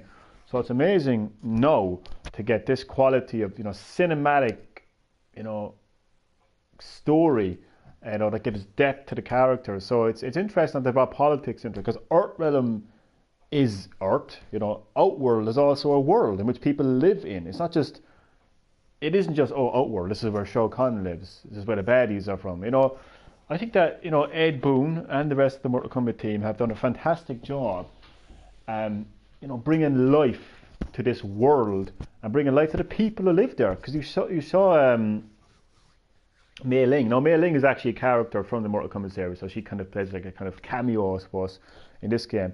But to see refugees, you know, and to see refugees talking about a civil war that's taking place in Outworld, so you really get to see the real life of Outworld, you know, shine in this story, and you get to see, you know, relationships between Sonya Blade and Johnny Cage, and just get to see this real kind of realness to these characters, realness to the world they live in, and again, like I know Mortal Kombat is known for its combat, and you still have that. You know, you've got the traditional Tower mode, you've got single player, you've got online. So, yeah, I just wanted to kind of pause, you know, and talk about that. And again, just once again, I just want to say this another time, just what Ed Boon, the co-creator of Mortal Kombat, has done, you know, with Mortal Kombat 9, Mortal Kombat Reboot on PS3 and 360 is just amazing. By pressing that reset button, think of it, Armageddon, you know, look at all the characters that are in that game. Look at all the characters in that game.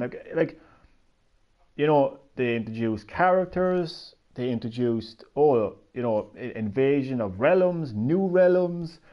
They had done everything in Armageddon. Armageddon was the final page of the final chapter. It was the final sentence of the final paragraph of the final chapter, you know, of the Mortal Kombat universe. It had come to Armageddon.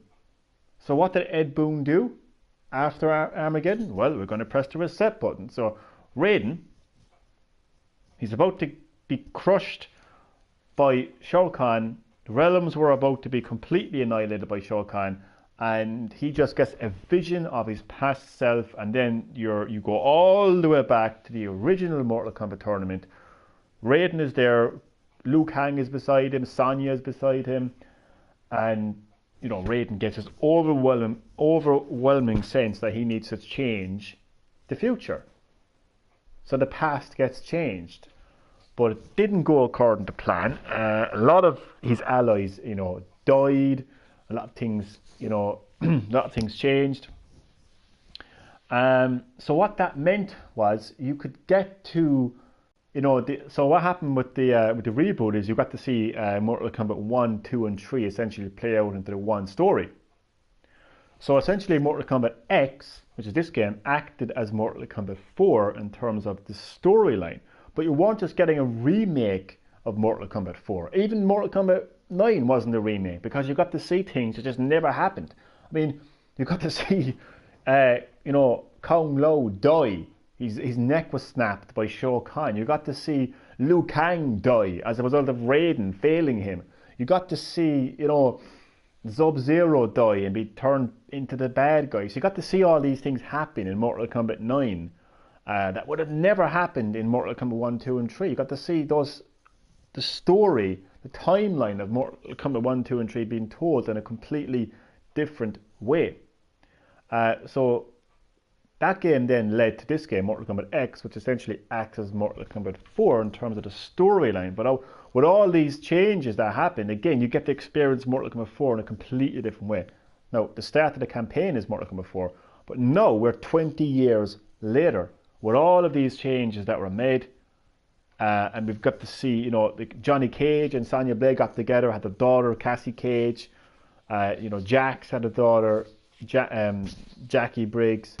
The Shiro Ryu clan continued, because, you know, Scorpion made his peace with Sub-Zero more or less.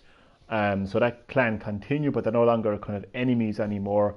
And you got the cousin of Kung Lao as well. I keep forgetting his name. That's two of those names actually.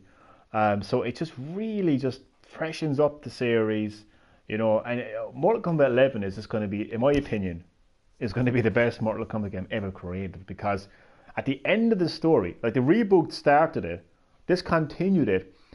So going into Mortal Kombat 11, everything you thought you knew about who's the bad guy, who's the which realm is the enemy, everything you thought you knew about Mortal Kombat is going to be completely turned on its face. Like Mortal Kombat Reboot and Mortal Kombat X were getting things started. Like Mortal Kombat Reboot, you got to see Mortal Kombat 1, 2, and 3 being retold in a different way, you know, as a result of Raiden going back to the past and changing things. Mortal Kombat X, you got to see the story of Mortal Kombat 4, and you got to see, you know, what things are like 20 years later, you know. But Mortal Kombat 11 is just going to take it to a whole new level. And I think for a series that has been around since the early 90s, to be that fresh and to be that, like, it's just beginning. And if we don't know what's going to happen in Mortal Kombat 11, we have no idea. You know, like Sub-Zero is going to be different, Scorpion is going to be different, definitely Liu Kang and Katana are going to be different. Raiden, it's just going to be amazing. It's just going to be absolutely amazing. What Ed Boon has done, you know, is just genius. Genius. No substitute for experience. So what makes you our leader? Guys, let's stick to the mission. Lee has to be telling the truth. Sorry. I'm talking again, sorry. Like, not only are you going to see, you know, Raiden in a different light, you know, just how we look at Mortal Kombat in a different light as a result of the changes that Raiden made, but you're going to see, like, the next generation of combatants, you know what I mean? That is the best part, I think. That is the best thing. To see Mortal Kombat Deadly Alliance. See, that's not going to happen because I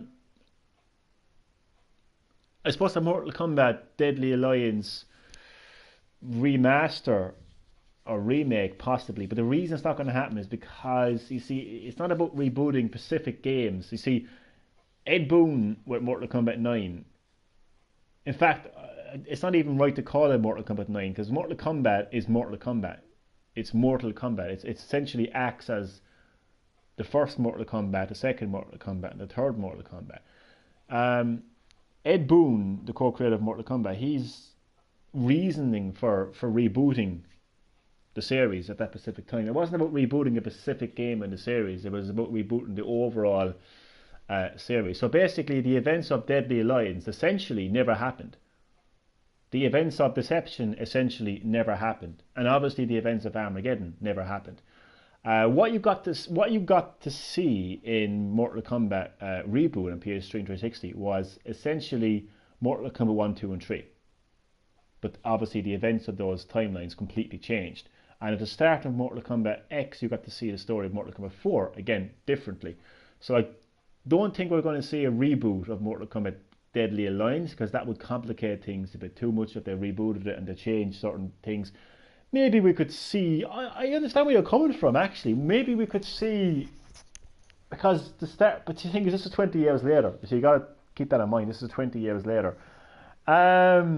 Maybe if Ed Boon didn't decide to go 20 years later after the beginning of this campaign, maybe we could have seen, you know, a reboot of Deadly Alliance. We could have seen, like, you know, Shang Tsung and Quan Chi have a kind of an alliance that lasted much longer than it did, you know, in the series. Maybe they could have been an alliance for the past 20 years. Maybe they could have been, you know, maybe they could have both been kind of like Emperor of Outworld, you know. Maybe they could have had an alliance between the Netherrealm and Outworld. That would be interesting. But no, I don't think it's going to happen anytime soon. There's going to be no more reboots. I think Ed Boon rebooted the series because he felt that at the end of Armageddon, he had done everything. Everything had happened. Like, it would have been very hard, extremely hard for Ed Boon to have continued with the series at the end of Armageddon. It would have been extremely hard for him to continue this timeline as well. So a reboot was the only thing that he could have actually done to make the series fresh again, you know. And that's why I think that man is an absolute genius. He should get some sort of an award for doing that, I really think. But as far as the Mortal Kombat Deadly Alliance reboot is concerned, I don't think so, because it's the overall series has been rebooted now, and you know what you're seeing is a result of that. So, yeah. An invasion would violate the Reiko Accords. You can always trust an outlaw. See more politics here now again. Outworlds are ally? War against Quan Chi and his team of revenants, like Jackie's dad. Asshole. It's not an alliance, not an aggression pact. Outworld is not our ally. A point you might make with more subtlety, given your surroundings. Now state your business, including a reason why we shouldn't kill you. I can read you. You're not from Outworld. I'm from Earthrealm, like you. But my employer, Kotal Khan, is from Outworld. So now I'm from Outworld. State your business. We're emissaries. We need to talk to Kotal Khan. Here, we have Raiden's official seal. I can buy one of those at that stall right over there. Look, you can arrest us, even kill us. But if we're telling the truth, you probably get a pay cut. Or worse. You take us to the Khan, I'll tell him you took us down. Maybe you get a bonus. You can't lose. Follow me.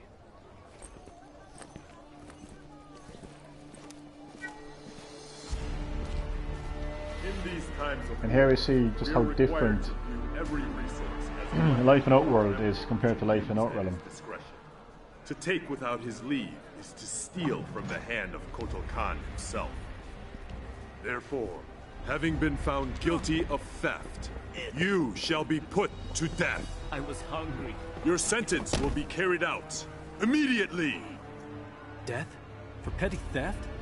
Remember where you are. Jin?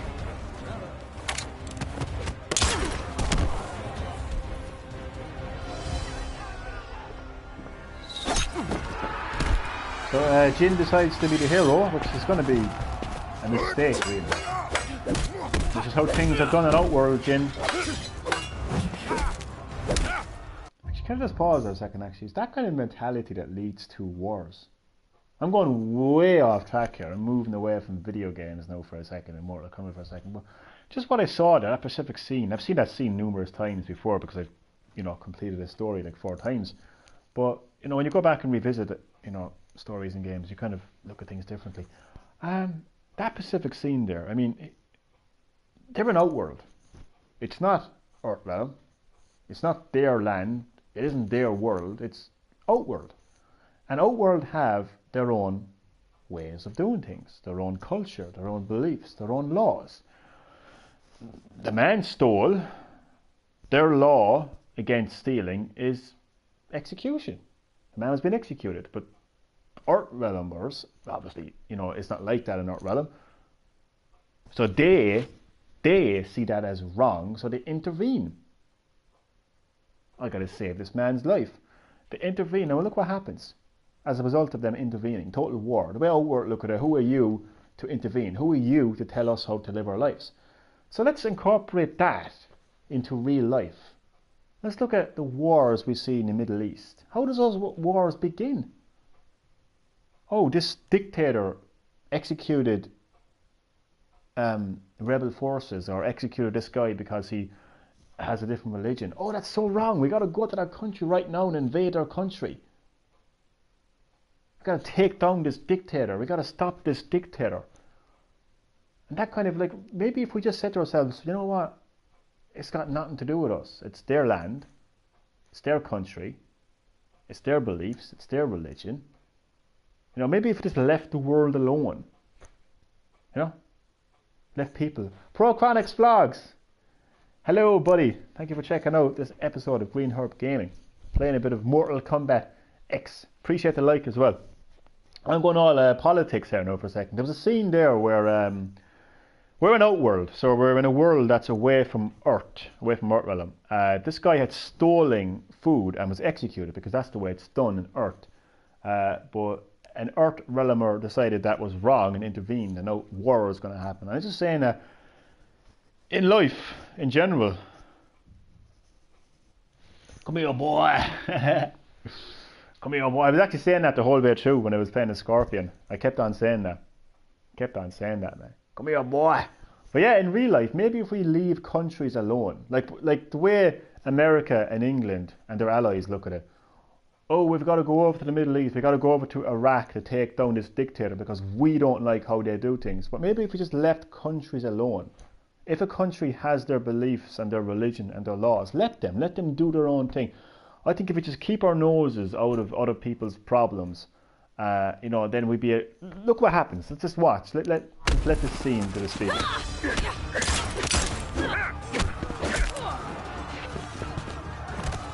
Come here, boy. Get out of here. Go. That man should have been executed. I knew I shouldn't have listened to you. He committed a crime. A lesson in trust. These Earthrealmers don't belong in Here's Outworld. another learning opportunity.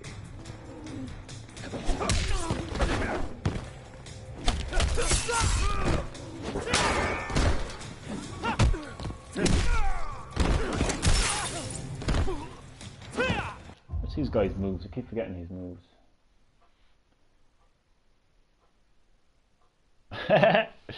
Thanks, man. I appreciate that. Really do appreciate that. I was giving you a shout out as well. I was asking a couple of these viewers to subscribe to your channel. So I hope they subscribe to your channel. If they don't, I will come for them. And I will spear them like Scorpion and say, come here, boy. No, I really do appreciate that, man, honestly. I'm going to try to get as many people to subscribe to your channel as well. Because we're two genuine YouTubers, you know. And yeah, man, really do appreciate that. No problem, man. No problem. I was like saying to so many people, I was like, subscribe to ProChronicsVlogz.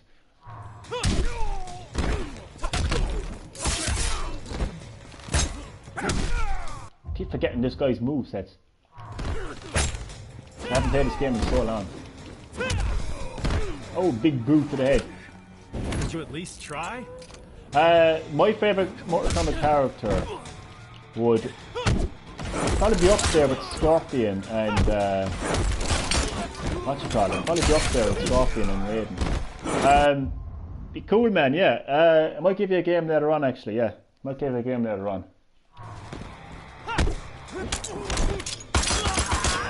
Happiness is a warm gun. Oh, this guy is deadly.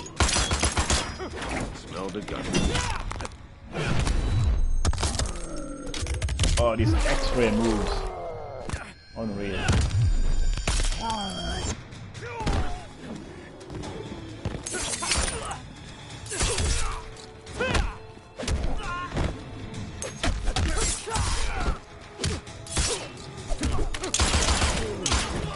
Well, let me see if I can get this correct. ProChronicsVlogz, if we're still here. I remember your favourite character. Your favourite character is Baraka, isn't it? The guy with the blades and the sharp teeth.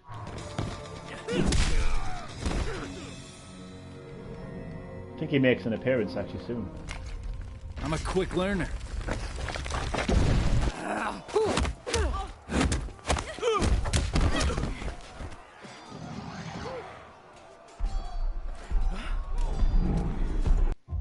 Aha! I knew it. I knew it. Baraka. Oh boy. We've got Mr. Fatso and that crazy childlike character. Couldn't just ask for a pony like every other girl? The archives never mentioned symbiotes.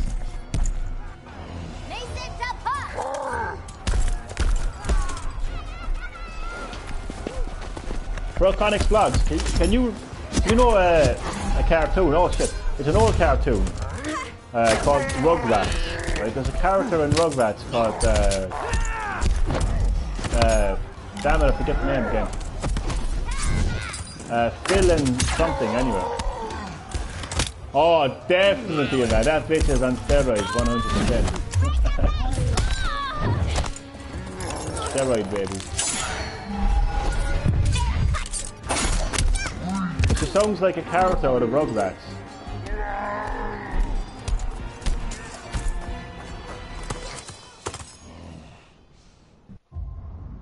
You here make trouble, Skinny? Trouble make you! Shut your face, bitch.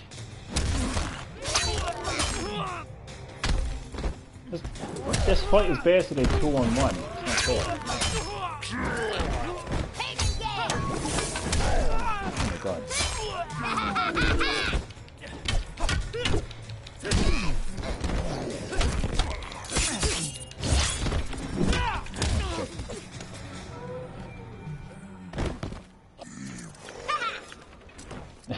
Yeah, this guy's tough.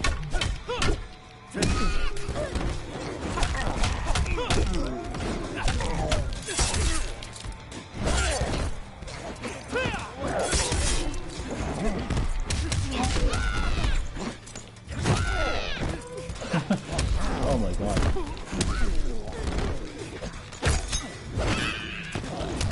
He actually throws the one off his back as well. I forgot about that.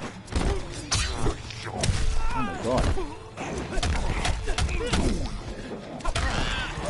Thank you, ProChronicsVlogz, for giving me the motivation that I need. You make an exceptional punch. Yeah, forever Tora.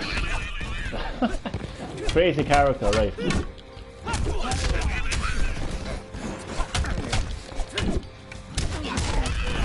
Hey, Aiden, do me a favour. Subscribe to my buddy, ProChronicsVlogz. That's who I was talking about earlier. So if you haven't already, please subscribe to ProChronicsVlogz.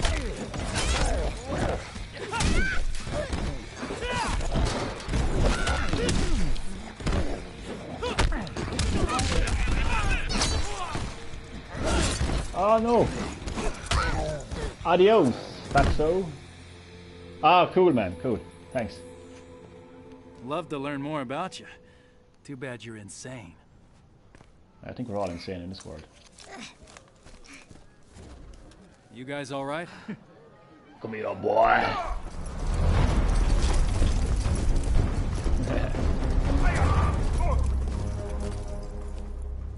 The Earthbombers, yes? This one must learn more of your diplomatic techniques. We're here to see Kotal Khan. General Blades... You interfere with Outworld matters. The penalty is death. I'm sensing a theme. But, as we honor the Reiko Accords, we will consult the Emperor. You will await him here. Yeah, it does Art Realm is Kotal Khan. You want to take this opportunity to tell us what the fuck shit you were thinking? Exactly. I gotta wonder why you'd risk interrealm war for a bread thief. Because not all thieves are irredeemable. Squidward. Yeah, she does sound a bit like Squidward, right? 5 years ago. This is a bit of backstory, you know, behind Jin. I think his name is Jin. I keeps getting those two guys' names mixed up. So this is actually, I think this is the cousin of Kung Lao, or a relation to Kung Lao, anyway, at least.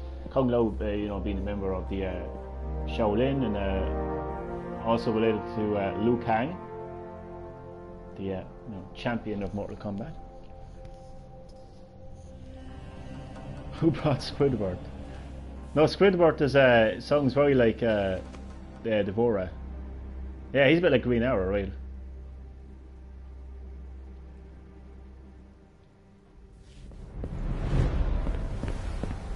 No, no, this guy has to steal from his own relatives, huh?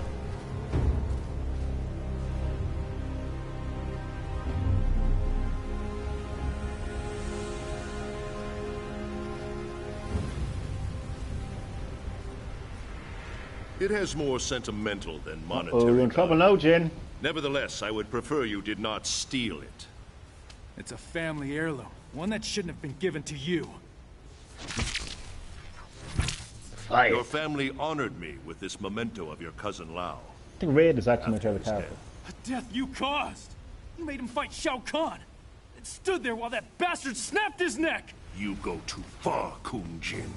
No, not far enough.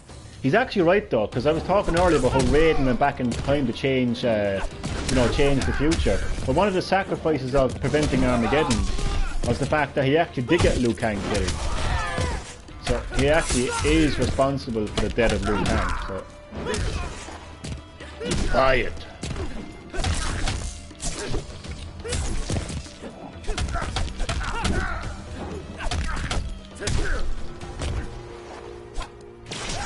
Even trying. Kung Jin.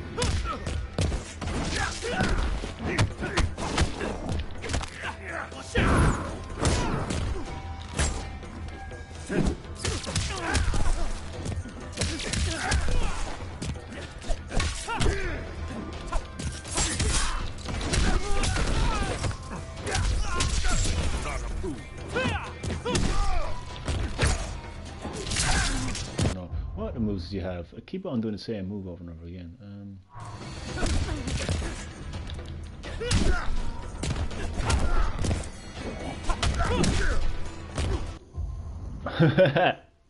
What did I ring myself? I know, yeah.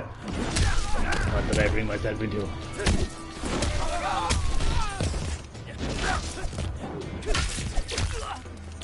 He's gonna get his ass kicked. But he falls then. Just let me go. Ain't that easy? Blood of Kung Lao, descendant of the great Kung Lao, a common thief. Did you think you could walk unimpeded into my temple and walk out again without my complicity? You wanted me to attack you. Why? To release your anger. Make you amenable to reason. And make me feel like shit. Self-loathing has always been an unfortunate part of your makeup. There lies ahead a brighter path. One that will truly honor your ancestors. Yeah, it's amazing. One that is worthy of you. Go to the Wuxi Academy. Join the Shaolin, like Kung Lao before you. I can't. They won't accept. They care only about what is in your heart, not whom your heart desires. It's too late for me.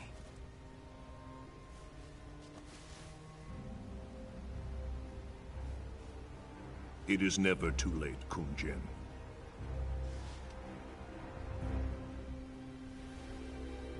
Okie dokie.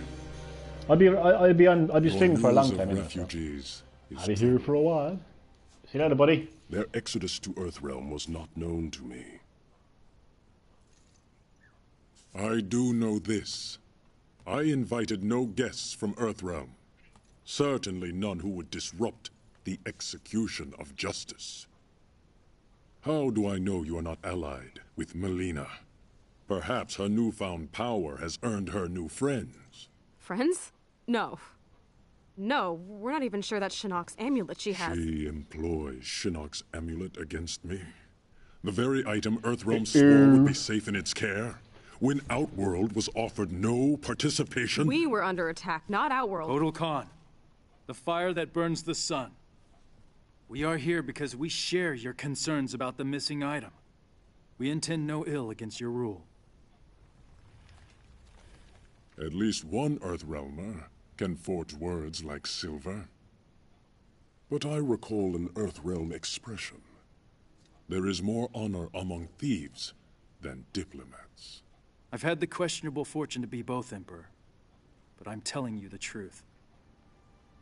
You are allied with Mileena. You may carry out your sentence. Kotal Khan, under Outworld law, I claim the right of defense. By combat. What? You're gonna fight a duel? To absolve us of all accusations. Denying the request brings dishonor upon the accuser. You know much of Outworld. No, also, the duel ends in death. Yes, because you have won nothing. Kombat. Merely a few more seconds of breath.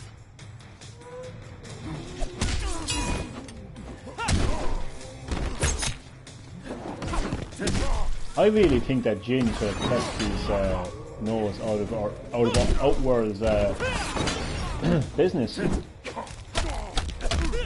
fact, if he had, so I'm not going to spoil the story, like, but things get a lot more complicated for Jin and his allies. So maybe if he just kept his nose out of, things wouldn't have been as bad.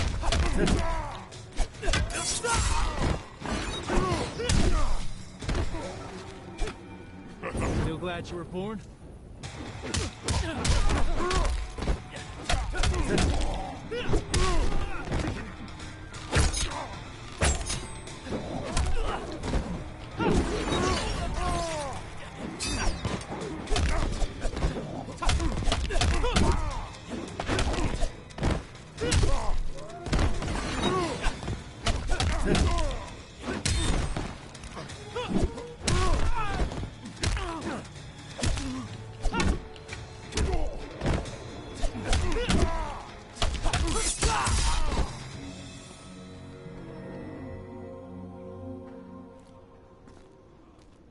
And now, Emperor? The charges against you are void. I say to all that Earthrealm means Outworld no harm. Now kill me. Be done with it. You're not actually gonna... Instead of your life, I claim your service. And that's a mistake too, Mileena Jin. does have the amulet. We can get it from her more easily if we work together. Definitely. revelation of Kung Lao. Devorah. Because I'm going to give you a little history lesson. I don't know if you're a fan or if you are aware of a very, not that old, like, but an old Mortal Kombat TV series called Mortal Kombat Conquest. Interestingly enough, spelt with a C, which is unusual. In that series, in fact, the opening episode is the original Kung Lao, like the ancient Kung Lao, battling Shang Tsung in the final round of Mortal Kombat. Now, Kung Lao defeats Shang Tsung, but he decides to show him mercy and not to end his life. Well, basically the entirety of that series is, Shang Tsung trying to destroy Kung Lao and his allies. So he made a mistake there. He should have actually killed Kung Lao. So Jing is an ancestor of the original Kung Lao, and now he's doing the same thing to Kotal Khan. That's a mistake as well. You didn't like it? Oh man, I love that show. Oh man, I absolutely love that show. That show is just one of the best adaptations of Mortal Kombat, in my opinion. Oh man, I completely disagree with that. What is it you didn't like about it? It was amazing. The ending was one of the best endings in anything. The best ending for anything I've ever seen in my life, to be honest with you. I mean, how many times do you see the good guys win? I mean, it's a bit stale, isn't it? One time, we got to actually see Shao Kahn win. He got his vengeance against all of his enemies, and he was the last man standing. He had Raiden bowing to his feet. How amazing was that? Oh, just the way that they told the story of, Shang Tsung and how Shang Tsung came to be. And that was an amazing show. I love that show. I am indebted to them. You honor us, Kotal Khan. Our gratitude is wide like the ocean. I'll talk to General Blade. Tell her about our new arrangement. It's gas the way she calls her General Blade. Like, that's your mother you're talking about. Thanks for the heads up, Sergeant. Stay with Kotal Khan. We'll figure out next steps once I've got Kano locked down. Yes, ma'am. Cage out. He's still here. I can feel it.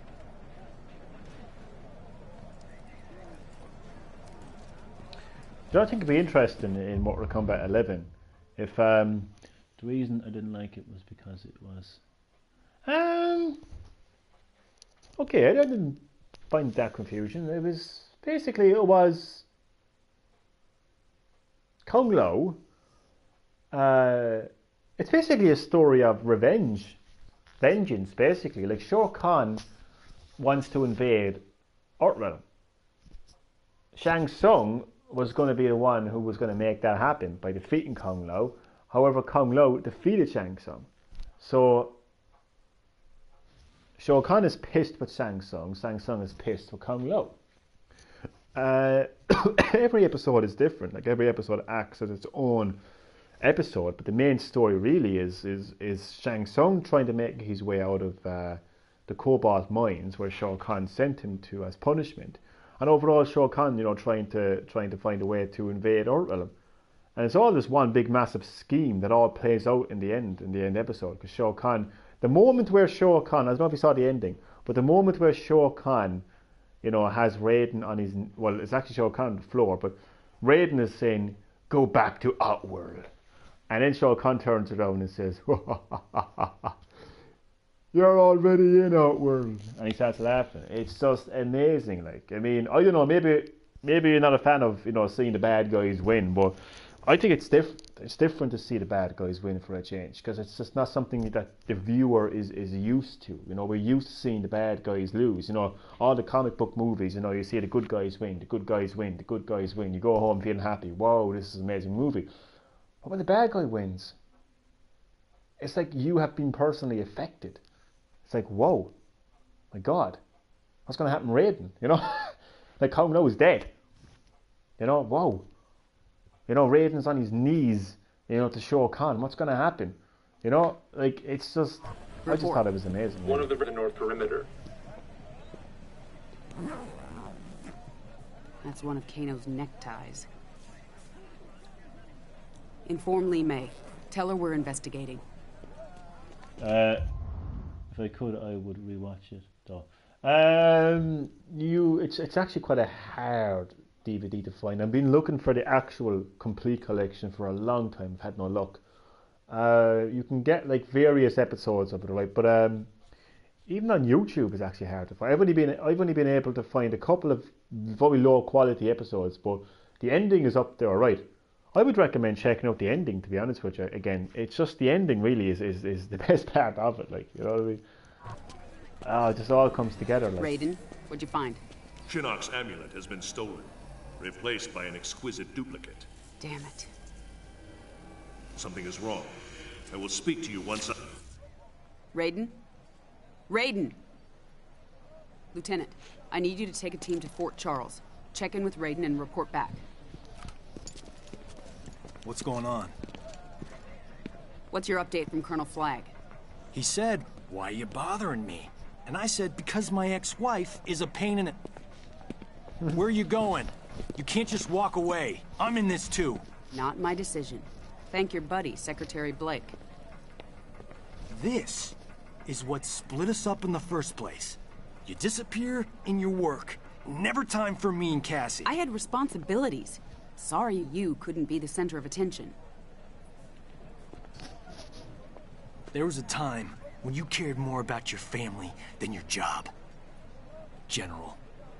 Yeah, it's kind of funny to see that type of interaction between Sonya and Johnny. Nope. But what's amazing though as well, I want to say this, it's amazing how much of an influence the Mortal Kombat movie has had over the games, which is an interesting one because some people will be in favour of it, some people will be against it. Personally, I like it. I like it. Just as long as Warner Brothers aren't throwing their weight around too much, you know, with NetherRealm Studios. But, see, Warner Brothers obviously were behind the movie of Mortal Kombat, so maybe they wanted to bring in some elements of that movie into the game. But it's clear to me that it's there because you've got Johnny Cage versus Scorpion. You've got, you know, this, you know, basically like Johnny Cage and Sonya. That relationship started in the movie. When we play the games, there's no real interaction between Sonya and Johnny. Not in the games, anyway. You don't see that. There's no story behind him. If you look at the backstory, and the epilogue, like the ending of those characters, there's no real connection between Johnny and Sonya, not that I'm aware of anyway. So you only see that kind of happening in the movies. I mean, look at the second movie when Johnny Cage dies. When you have Sonya shouting out, "Johnny!" So that's like, you see that relationship really start in the movie. And then again, like I said, you've Johnny Cage versus Scorpion was a rivalry that started in the movies as well.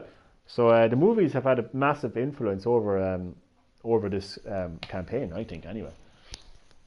No evil sorcerers in here. Would you get so we're going back to 20 years ago now. Quan Chi needs to clean up his man cave. It's cleaner than yours. You're comparing me to Quan Chi? Only in terms of cleanliness. Huh.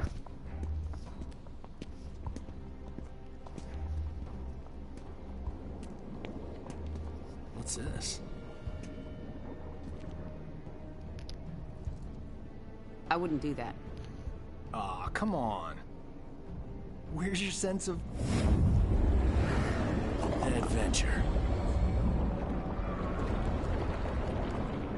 You wish for adventure? You shall have it. Uh-oh. Fire!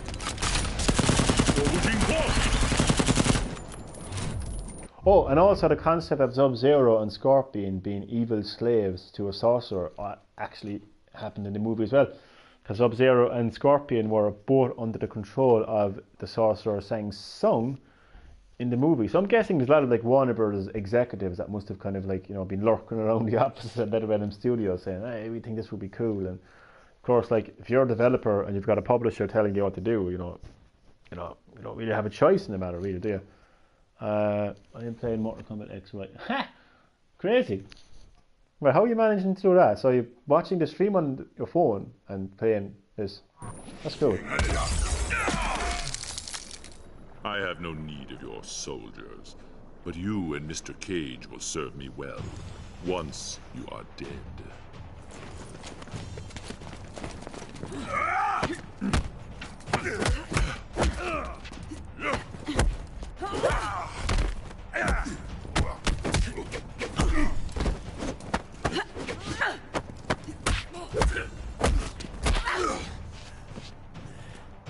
don't know when to quit, do you? Oh, this is going to be the end of this is going to be very interesting.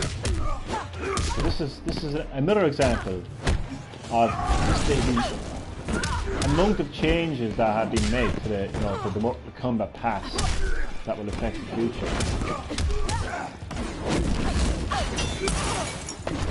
Like, it really makes for a very interesting situation. So once I kick Scorpion's ass, you will see this. There's actually a rumour going around that body in the background is actually Shao Kahn. You're not understanding me.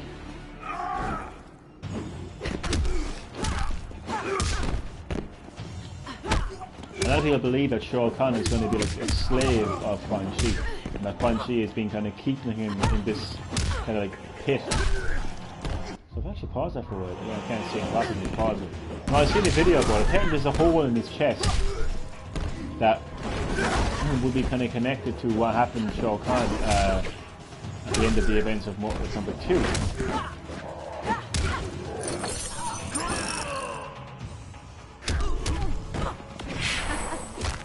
Oh God.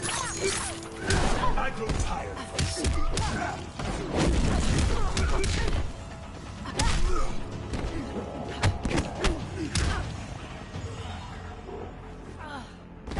This is the end of you.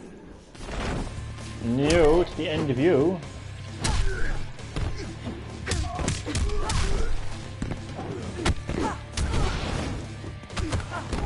Well, there's a new Predator movie. I didn't even know that.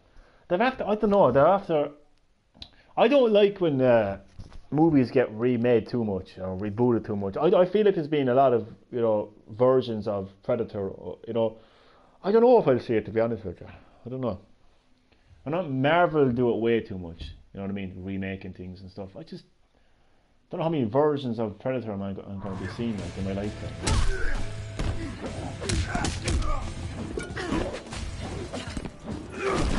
Like, this is the difference between, how Hollywood and Marvel do things compared to how, Ed Boon of NetherRealm Studios does it. Ed Boon was a genius in terms of how he, made like a different version of Mortal Kombat, because even though it is a different version of Mortal Kombat, if you look at Mortal Kombat on Xbox 360 and PS3, it's still Mortal Kombat. Like, it's not some sort of a remake or anything. It's just that they went back to the past and changed things. Whereas what Hollywood do is like, oh well, it has absolutely no connection to any of the previous Predator movies, or if you look at the way that Marvel remake their movies as well, they've got no real connection at all, and they just completely start with a blank canvas. Whereas what Ed Boon has done is pretty much, it's genius. Like, go back to the past. I know that X-Men have done that as well. To be fair, like, but in fact, X-Men is actually the one series that Marvel haven't actually touched. Well, that and Iron Man actually, but they remade Hulk a good few times. Spider-Man, don't even get me started on that. So yeah, it's really, we think about it really. So it's just Iron Man and X-Men that they haven't really changed.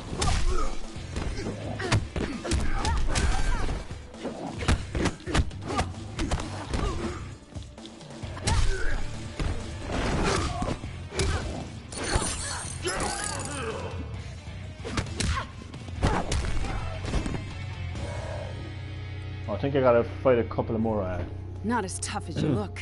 People yet before you see this cool scene coming up.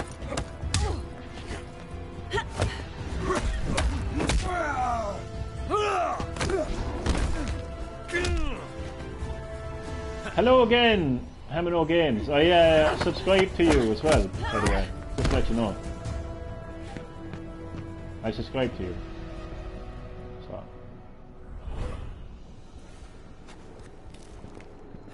Quan Chi, you've lost.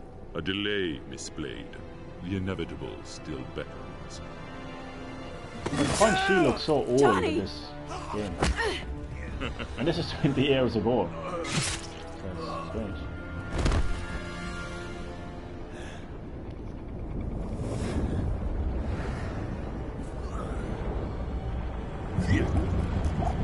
Oh, thanks very much. Appreciate that. And I subscribe to you as well, by the way, just to let you know.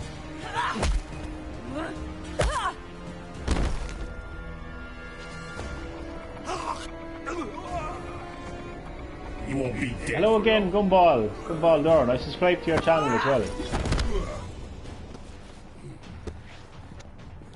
This will not happen. So this is a very emotional battle between Sonya Blade and her former partner Jax. Because of Raiden, you know, trying to change the past, well, Jax was killed. Ah, thank you. That would be nice.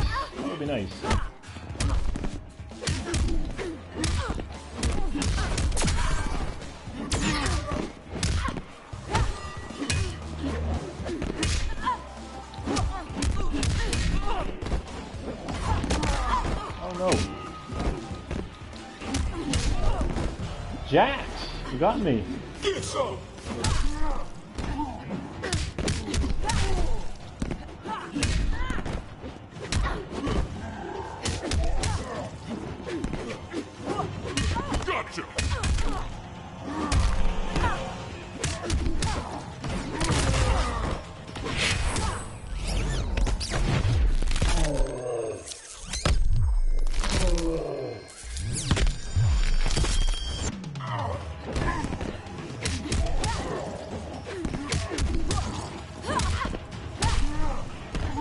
No pain, no gain. Yep.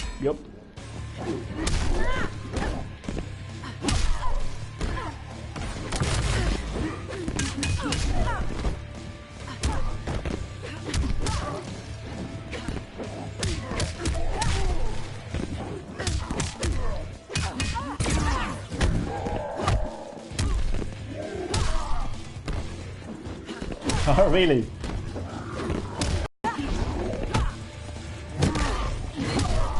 I've completed it about 4 times already, but I just went back and played it again because I want to get used to some of these fighters' moves. I'm sorry, Jax.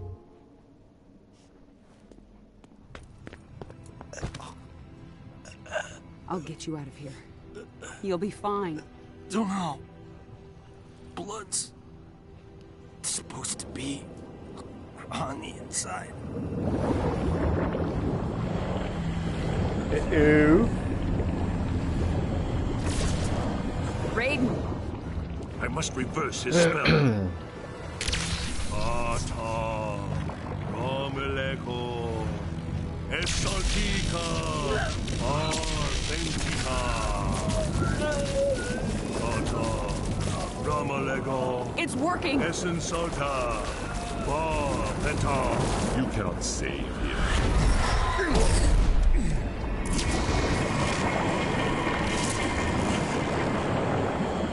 You're weak, Thunder God. Johnny Cage is mine. No. Is he? He's mine. Yeah, he's mine. Save him. I've got this son of a bitch. Oh, Sonya's gonna kick ass. You will obey. Nope, I will not obey.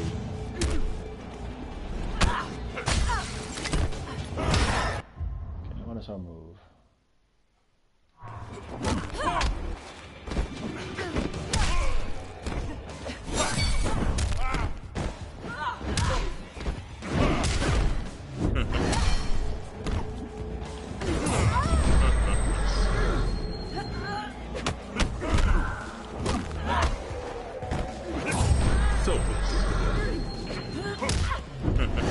Really, Crunchy?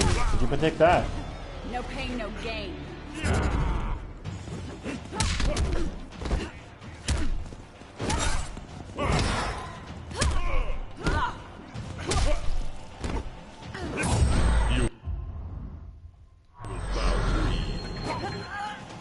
Stop copying Shao Kahn's quotes. In fact, one of the biggest theories of it being Shao Kahn is that his hammer is actually it.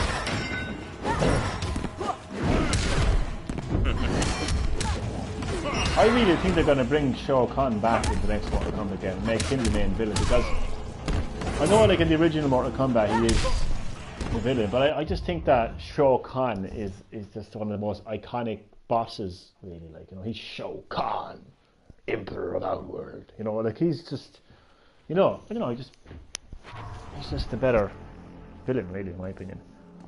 That wasn't even close to what you deserve. Unless they could throw a curveball and just make a completely new villain. Sonya Blade, the link with Quan Chi is not completely severed. Not a problem.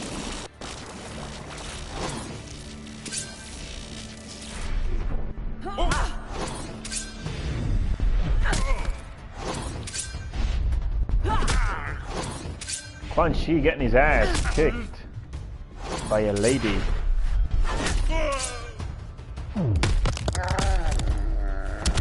Oh, what's this? This is the best path.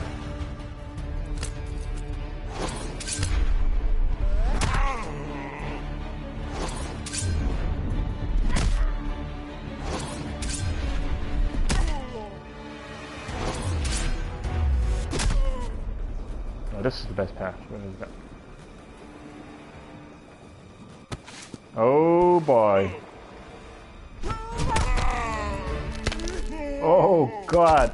When you have that, when you have headphones on, oh god, you can hear his nuts crack. Ugh. Super nice. And look at this. Sub-Zero free. Scorpion free. Think about how huge that is for the Mortal Kombat series. Scorpion, for the first time since he became Scorpion. I had to pause that. This is what I mean by the amazing changes that were made to the Mortal Kombat universe as a result of Raiden going back into the past to change things. You know, Scorpion, for the first time ever since he became Scorpion, since Scorpion became Scorpion in the Mortal Kombat series. Like, we've never seen Scorpion before he's been Scorpion, before he's been the Hell Demon, whatever you want to call him. He is now free from Quan Chi. That is huge. Absolutely huge. One of the biggest moments in Mortal Kombat, really. And of course, Jax is back to his normal self. Darala Feta. What you call my mama? The others are restored to the living. By coupling Quan Chi's dark magics to my own, I was able to restore their souls. So Scorpion has regained his soul. Is he gonna make it? So this is only the beginning. This is only, I'm sorry, I have to pause. This is only the beginning of the kind of changes. Like, wait until you get to the end of Mortal Kombat. I know Aiden knows this because he probably completed it before. I won't say anything, I won't spoil it for people who haven't. But the ending of this game, the ending of the story, I mean, if you think, you know, Scorpion getting back his soul is the biggest change of Mortal Kombat, oh man, you're going to be in for a very big surprise. Just the amount of things that are going to be different in Mortal Kombat 11 is just... I don't think I've actually ever been looking forward to a Mortal Kombat game so much in my life because of those changes, because of the differences. It's just going to be something else. I told you? He's a god. You scared the shit out of me. And they said I couldn't do horror films. That's a good line. He's gone? How did he... We gotta go after him. He can wait. Right now, we need to get you and the others back to Earth. So this is when Sonya and Johnny were fairly close. But now we're back to 20 years later. Name? Ray-M, A2-K-E Ray. Thanks. All right. You seem to know this Kano intimately. Not the word I'd use, but yes. I chased him for years until he escaped to Outworld after Shinnok's invasion. Why would he return now? Yeah, they should have kissed. All that matters is he's... Uh-oh, here he is. Gotcha.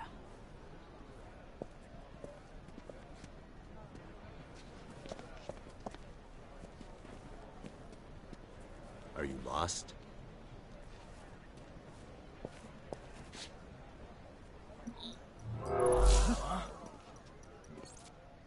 Hello, love. Been a while. Not long enough. He should have said, "Did you miss me?" Because that would have been priceless. Because you know there is references to the Mortal Kombat movies in this story. There's no doubt about it. That would have been crazy. Anyone watch the original Mortal Kombat movie where Kano and Sonya come face to face? I will do the line. Hello, baby. Did you miss me? This is General Blade. I need MPs to my location immediately. Oh, let's keep this between friends. A trade. Info for freedom. I don't negotiate with scumbags. Well then, if mother won't play nice, maybe daughter will. If you ever back off, then all's well. Piss me off, and Cassie's gonna meet Uncle Kano. I swear to God, I'll kill you. Should have disguised himself as a woman. Yeah.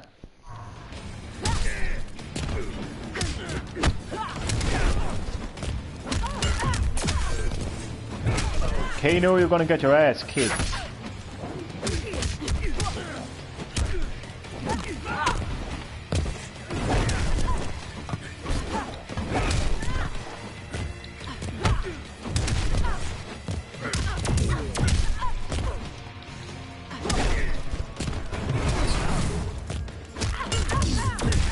Oh shit.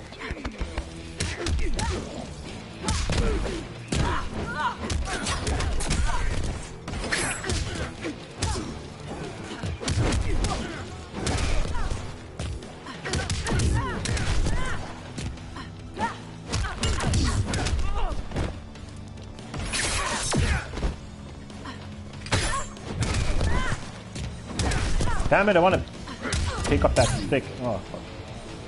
Gotta stay sharp. Rematch, Kano. Rematch. Hello, Goro. I swear to God, I'll kill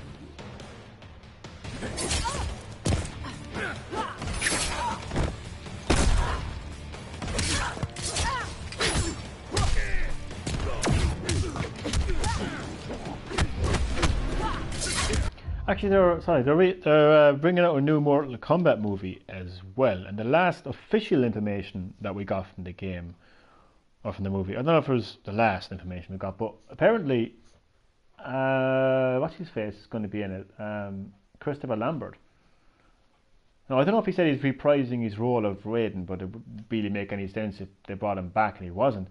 But there was some sort of talk about time traveling involved in it. Apparently, I don't know if this is all official or not. I think it's official anyway. I know the information that we got about Raiden being a teenager in it, and Scorpion and Sub-Zero not being in it, and the main character being the widow of a boxer.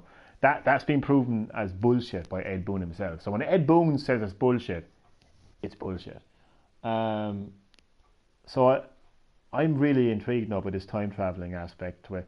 I think this Mortal Kombat movie could be what the Mortal Kombat reboot was for the games, and I think that it could go all the way back, you know, to the original Mortal Kombat movie and basically change certain aspects of things. You might even see Shao Kahn make an appearance in the original Mortal Kombat game, and then it would be interesting. It would be interesting to see. Oh shit, how that plays out.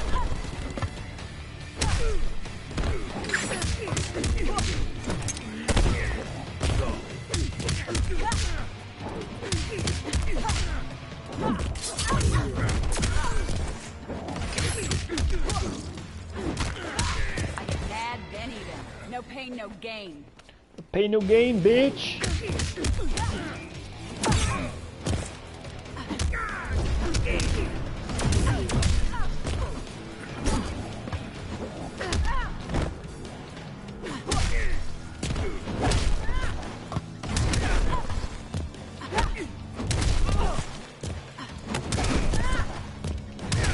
Damn it.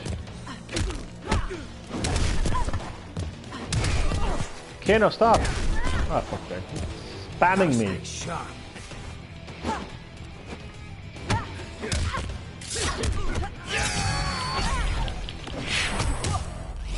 Have some of that, Kano.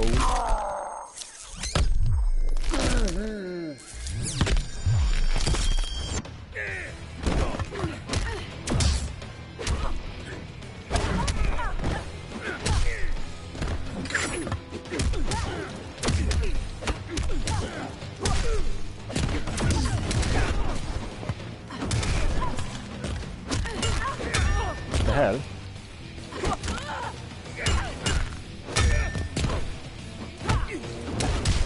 Holy shit, I was blocking. Damn it. 2 seconds. I'll be back.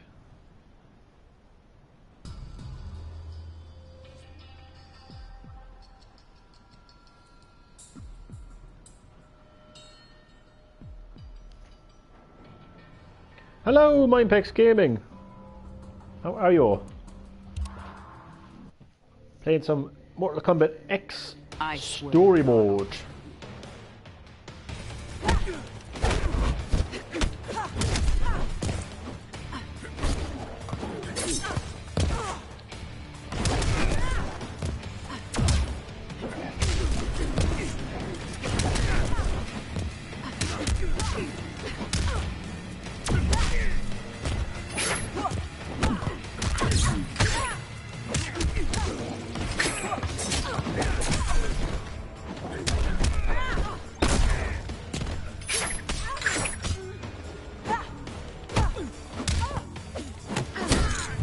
Yes, finally got to use that stick. Or is it a metal pole? Whatever it is. Ah, Kano! Kano is really tough. There was somebody asked me at the start of the stream, am I playing the game on hard, like what difficulty? And I was trying to explain, like the more you progress through the story, the more difficult it gets, and that's what it is. Like. So it kind of works a bit like, oh no, I was going to say power mode, but you can choose your difficulty power mode. So. But even in that, like, you know, the more you rise up the tower, the harder the opponent becomes.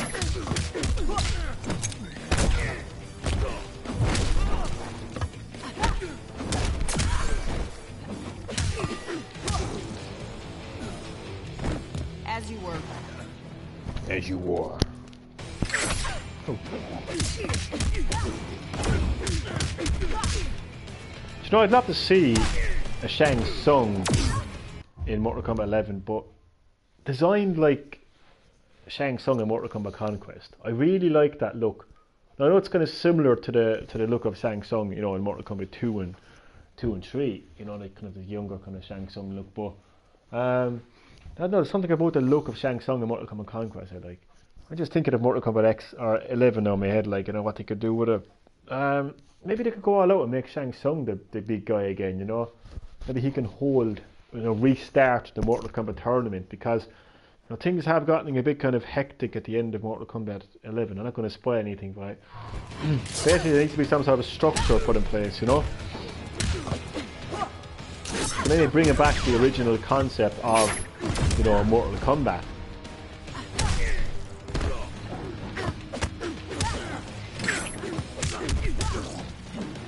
That would be interesting. You know, the original...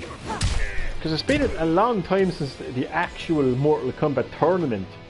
Wait, just think about it, actually. There actually hasn't been a Mortal Kombat tournament since the original Mortal Kombat. Because Mortal Kombat 2... Oh no, sorry, Mortal Kombat 2 had a tournament. Mortal Kombat 2 had a tournament, but it was held in Outworld. And obviously, like, you know, the good guys won, and, you know, Shang Tsung and Shao Kahn weren't happy with it, and that led to the invasion. So yeah, so the last Mortal Kombat that had a tournament in it was Mortal Kombat 2. Mortal Kombat 3 was an all-out invasion by Shao Kahn, no tournament, just Shao Kahn just blatantly invading Earthrealm through the loophole of, what was the loophole was again, to bring back Sindel or something. He found a loophole anyway and he invaded the Earthrealm. Then you had Deadly Alliance, which, you know, that really wasn't a tournament, like, that was just Shang Tsung and Quan Chi killed killed Liu Kang, and you just basically try to stop the Deadly Alliance. So it wasn't really a tournament. At least I personally don't see it as a tournament anyway, because, you know, it isn't.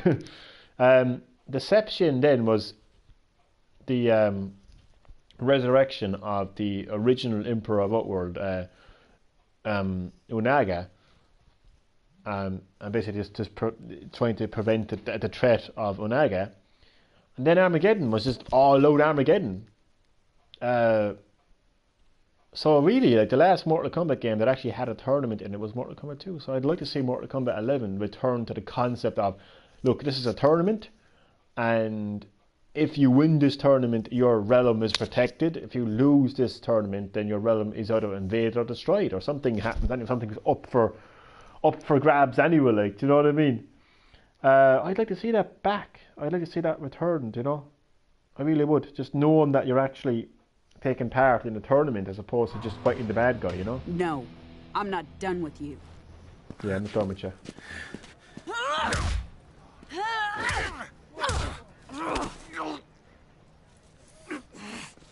All right. Get off me. Sonya, ease up. You kill me. Never fight. Amulet. Move. Sonya, we need that info. Sonya, don't make this another thing you'll regret.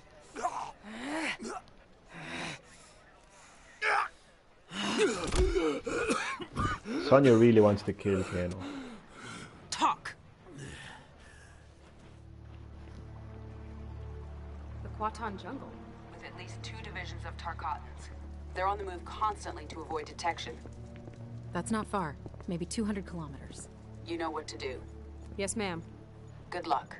Blade out. You have new information from Earthrealm? Kano talked. Gave us the details on Melina's location.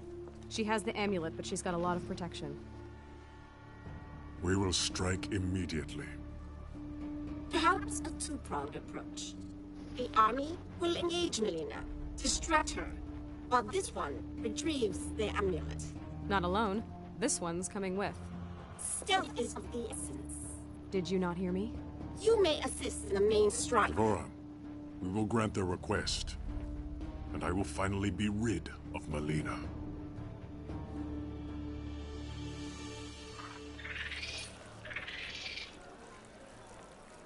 Just 5 years ago. This one understands your logic, but does not reach the same conclusion.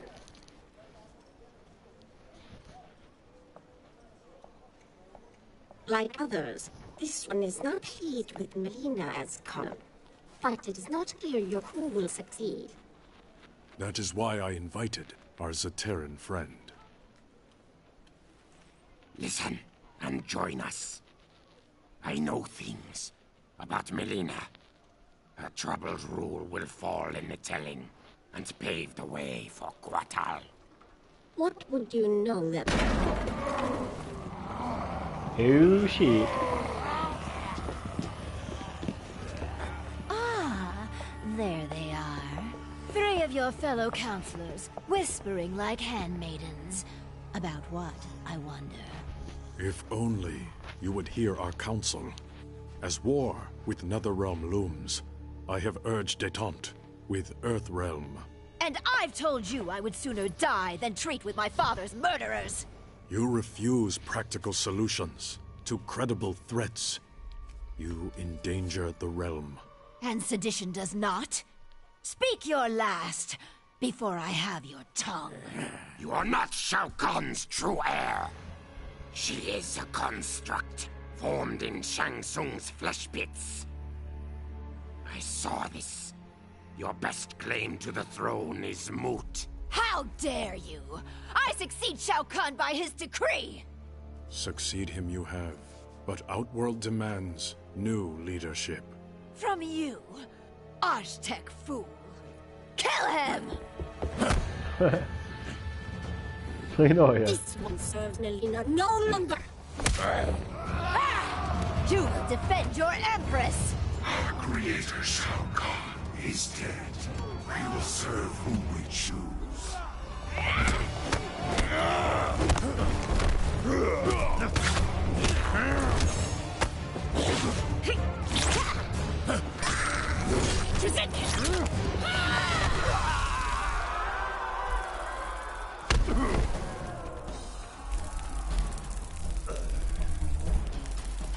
Still, you follow Melina. Shao Kahn conquered my realm. I owe him my loyalty. I honor his will. That makes no sense. Shao Kahn invaded my realm. I owe him my loyalty. Jesus Christ, I'm not even gonna go there. I'm not even gonna go there.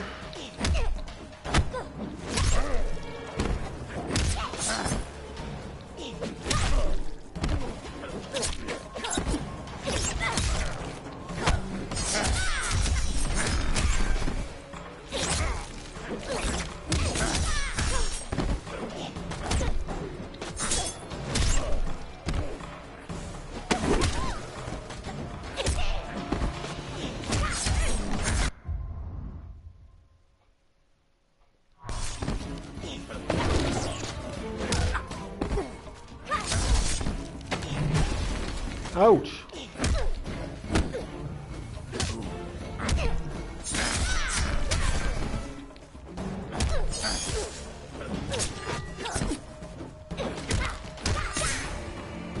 Damn it.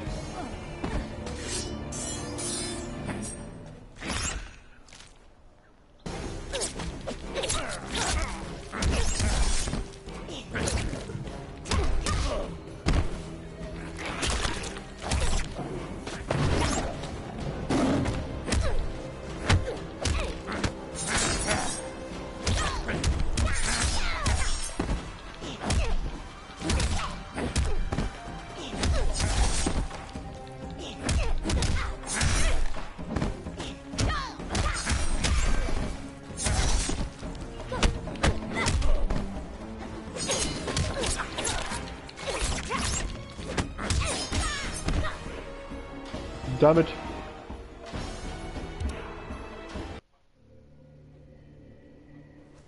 I honor his will.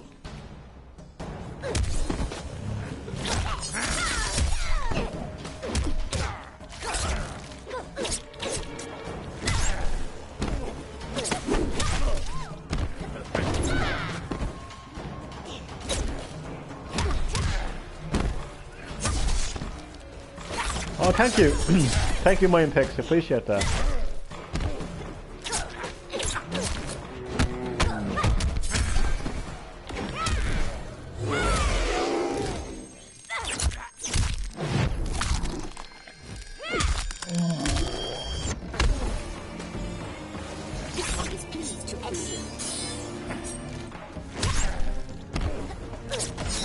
Really, really appreciate that.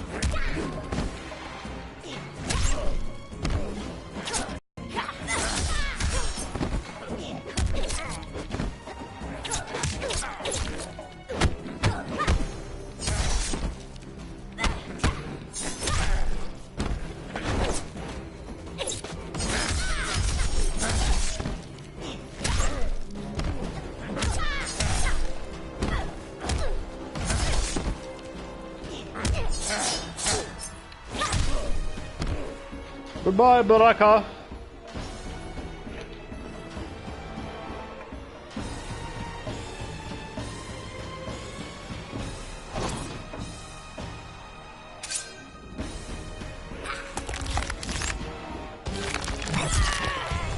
Fatality. Oh!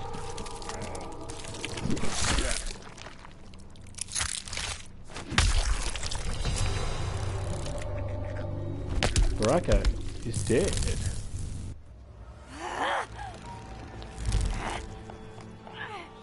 Baraka. So that's why Baraka doesn't play a part in Your this game. last ally has left you.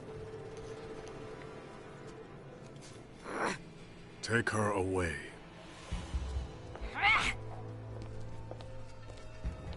Take her to the Kombat mines. Sorry, just wanted to play Shao Kahn there for a second. Then you serve Kotal Khan. Do you know I'm gonna call something. I don't think Shang Tsung is dead.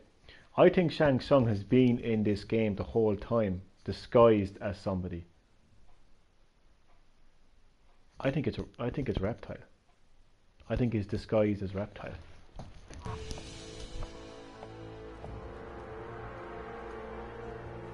Well, it mightn't be reptile, but I'm guessing.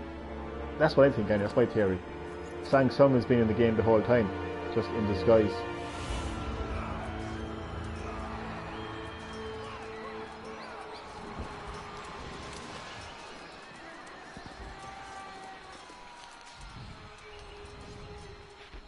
There.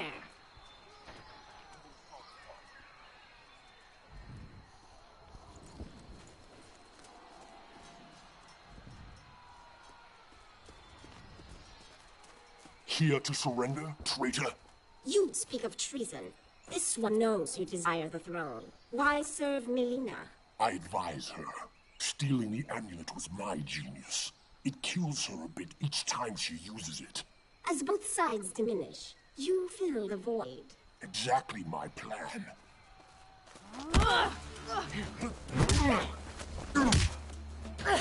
A shame you will not see its fruition.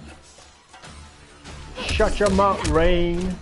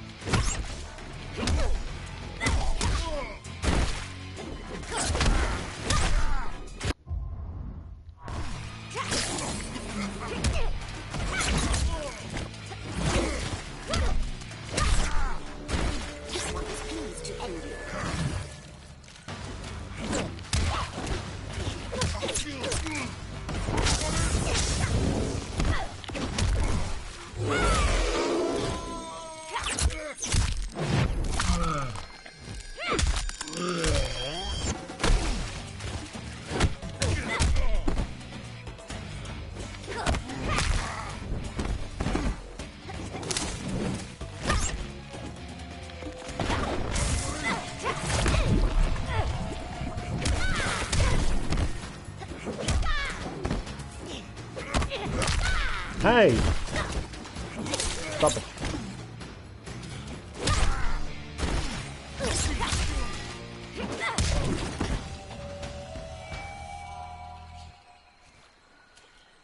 Your schemes end here.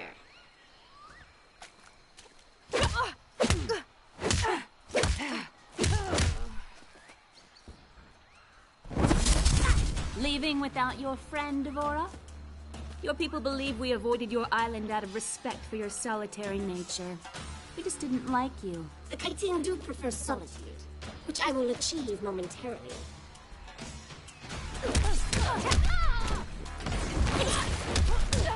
Ponyo.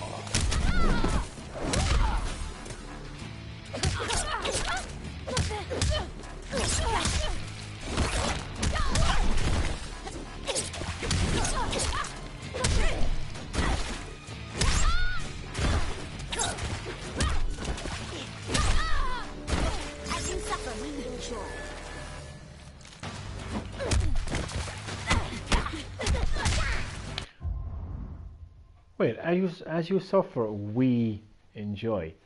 What if Devora was Shang Tsung? Another way of thinking that, like, oh, Devora is helping Shinnok the whole time. What if it was Shang Tsung? Dun, dun, dun.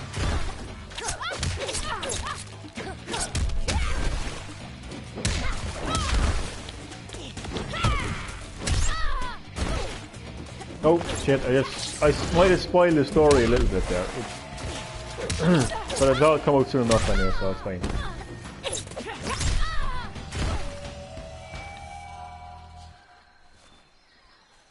Now to Daniel's. I feel like Shang Tsung is one of the reverends. Yeah, it's interesting. Shang Tsung could be, yeah, it could be. Could be.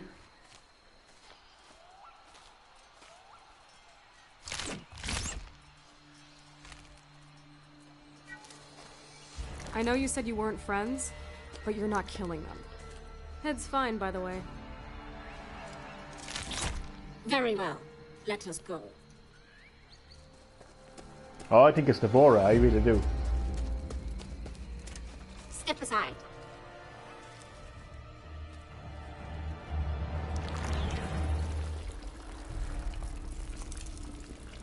That is really disturbing. Devora!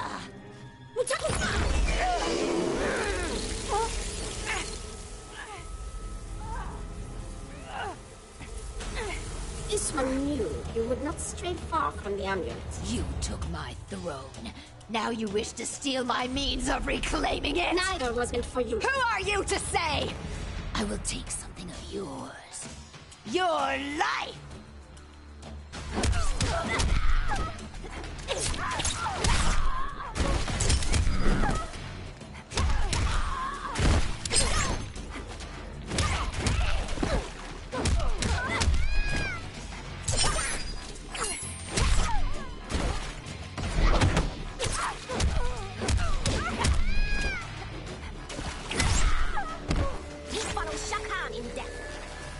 Shakan!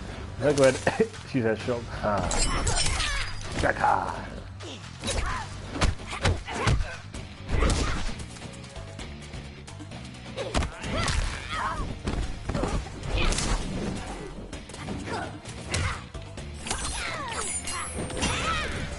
Damn it!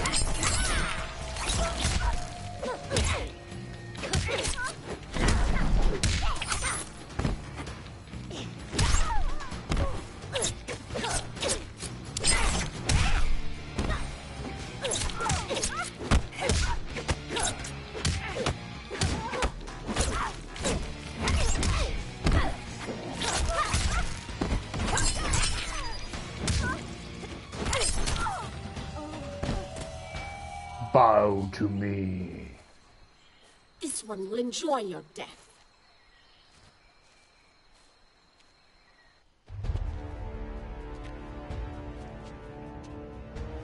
Enough of your prattle. Finish me, that I may join my father. You do not deserve death by an emperor's hand. Instead, I give the honor to my worthy first minister. Now look at where her head goes. Like, I'm gonna kick your ass, Melina.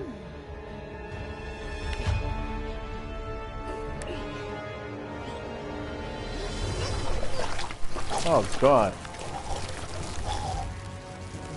Oh God. No, it's right. Ah.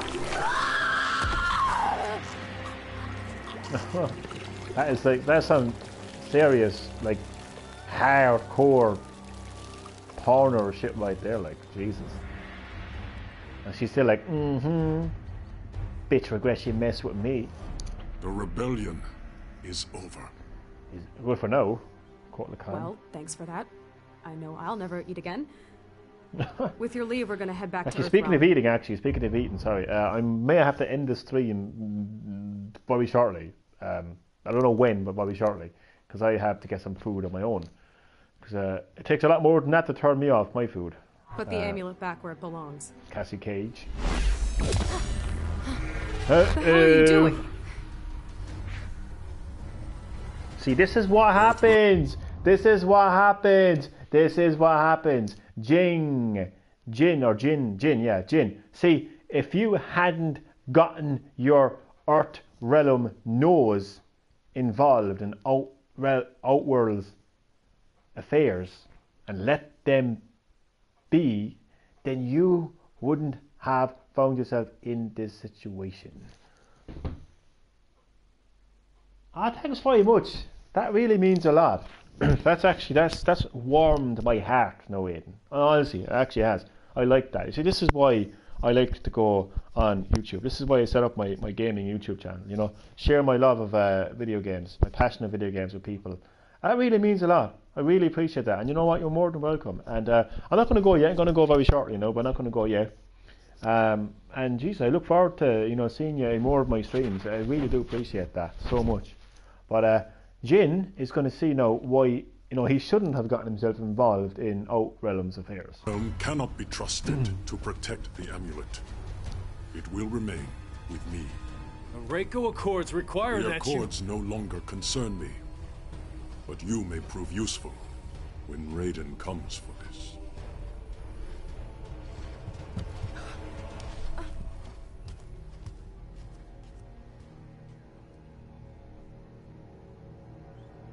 So he wants the amulet for himself.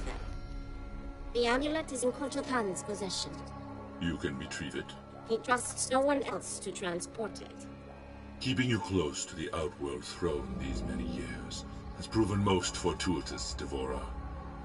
They never suspected one of their own to be a disciple of our Lord. This one lives to serve Shinnok. You have done well. Now bring it to me. Without delay, Quan Chi.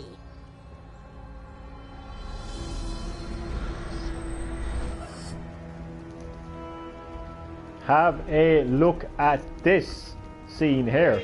Hello Josh, welcome back. Look at this. That's Katana, among many other former allies of Earthrealm. This is an amazing scene. Master. That is Kung Lao.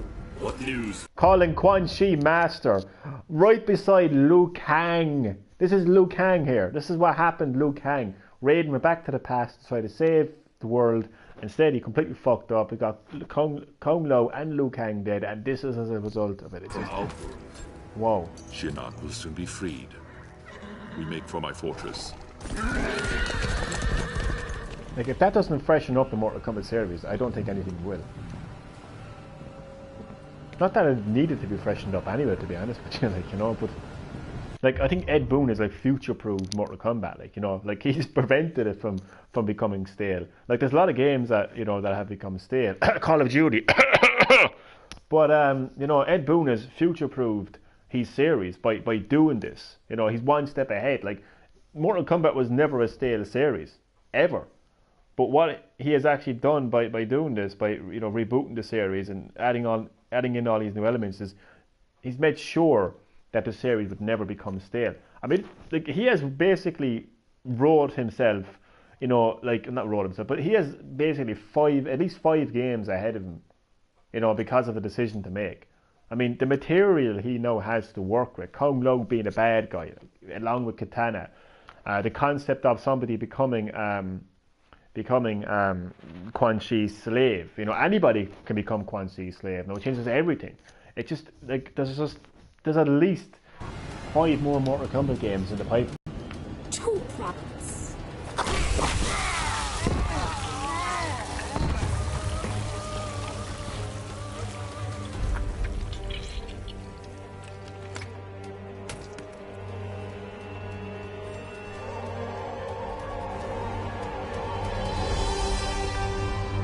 Now, did you notice the way she looked at that amulet? If her job was to bring that amulet to Quan Chi, she would just take the amulet and bring it to Quan Chi. I don't think that is actually Devora. I think that's Shang Tsung. I think Shang Tsung killed Devora, disguised himself as her. That's what I think. Now we got our look at Jax.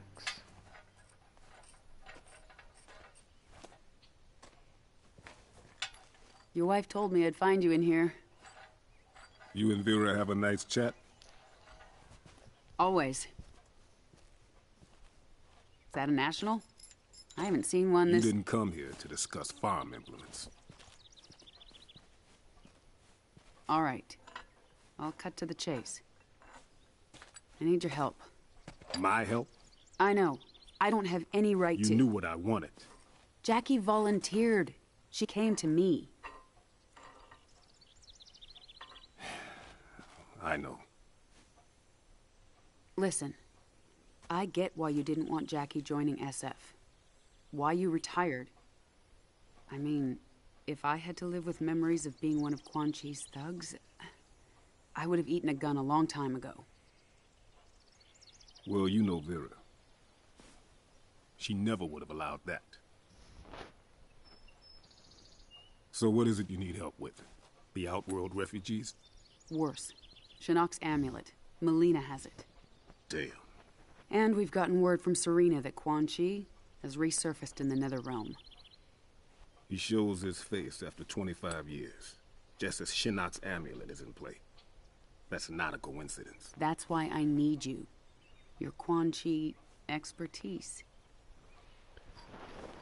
We wouldn't reactivate your commission. You'd be an observer.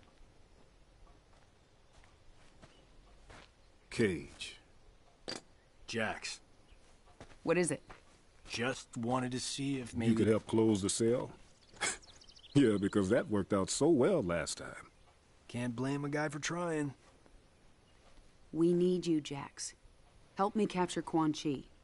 None of us is safe if he gets near that amulet. So where's Jackie in all this? Outworld. With Cassie's team recovering the amulet. She'll be fine. We expect to hear mission accomplished from them soon. Jesus Christ. Sorry, I'm just...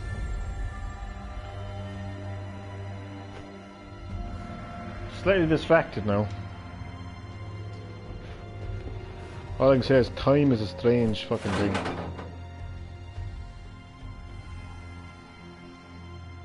So what you guys think? Are they gonna kill us? Jesus Christ. They would have done it by now. Unless Kotal Khan's planning on having us as guests at the Coliseum. Well, if they don't kill us, my mother will. Me, at least. Tough being the General's daughter? You have no idea. I do. My great-whatever-grandfather took down Shang Tsung. Saved Earthrealm. How often do you think that comes up at family gatherings? That was 600 years ago. And yet, you'd think it happened yesterday. No pressure there. I've trained all my life. Can fight my way out of nearly anything. But I still feel like a second-rate cage. At least you grew up with people expecting things from you. I thought you and your dad were best friends. Now, he was a no-show for a long time. I can relate. What was that like growing up? Having an ex-revenant father? Jen. No, I'm asking. Couldn't have been easy. He was just a bit overprotective. When I joined SF, Mr. Cage insisted on being the one to tell my dad. He thought it'd go smoother. I'll never forget that day. My dad came home with a broken jaw.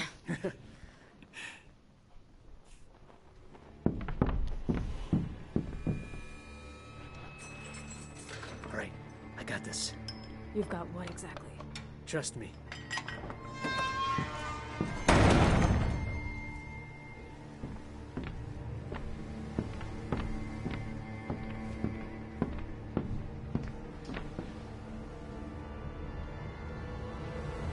Away from the bars.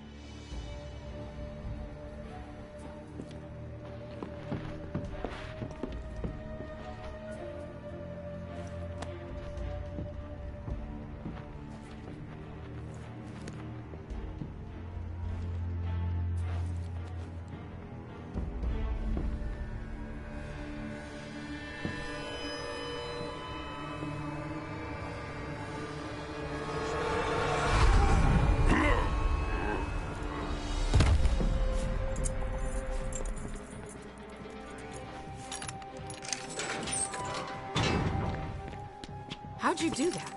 I overloaded his senses. It only works at short range. Being the son of a telepath has its perks. I didn't used to think so.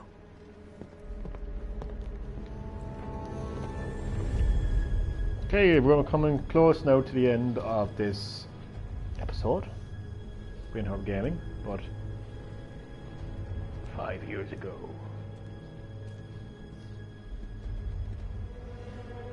But I'll be back in the next episode with them. Some more and more. Damn it! Cough. Back with more Mortal Kombat X story gameplay. Look at that! Look at that! Look at that! Look at that right there. That is Scorpion. When have you ever seen Scorpion look like that? You know, this is another example of, you know, the just humongous changes that. Hello, Coven. Why so many people play story mode on stream? I don't know. I don't know. Why does anybody do anything, Coven? I don't know. But if you don't like it, you can take a hike. Thank you. Come again. But when have you ever seen Scorpion look like this? He's human.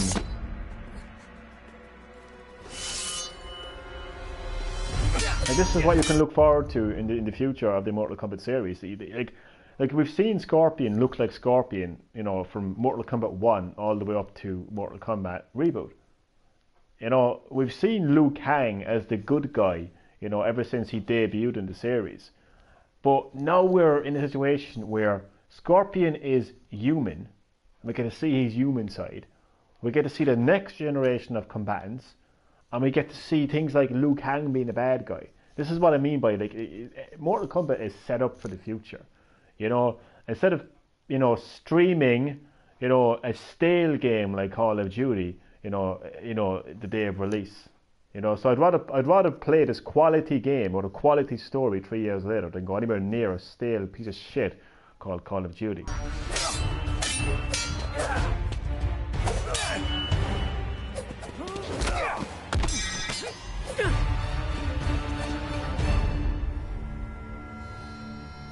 Yield.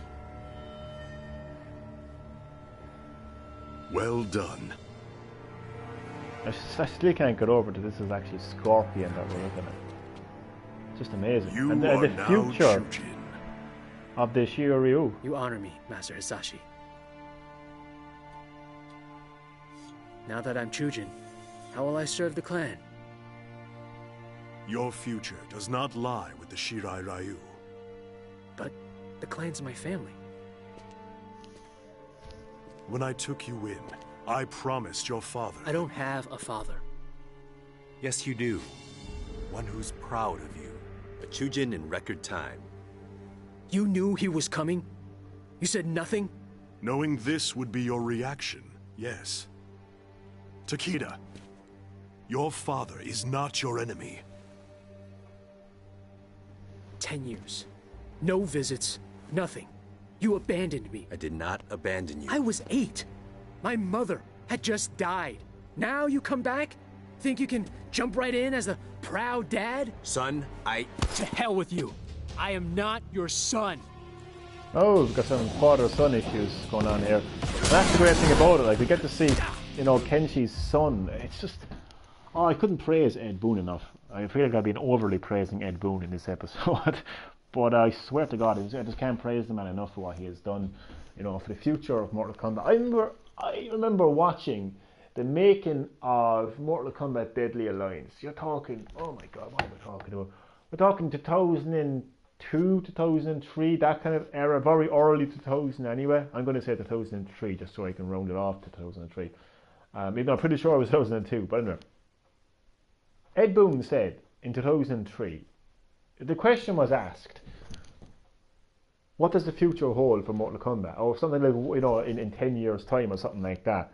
And you got to remember, this is like, that was Mortal Kombat Deadly Alliance. So we had the original Mortal Kombat, you know, way back in the 90s. Then Mortal Kombat 2. Then Mortal Kombat 3. Then all the versions of Mortal Kombat 3, like there was Mortal Kombat 3 Ultimate.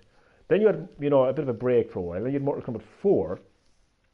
You know, and then we'd reached the next generation at this stage. You know, this was Mortal Kombat on PlayStation 2, which was huge. And Xbox, of course, and GameCube. But he was asked a question, like something about like where is the Mortal Kombat series going to go in the future? And he's like, oh, I really don't know. We got to wait and see, you know, kind of a thing. From there, we had Mortal Kombat Deception.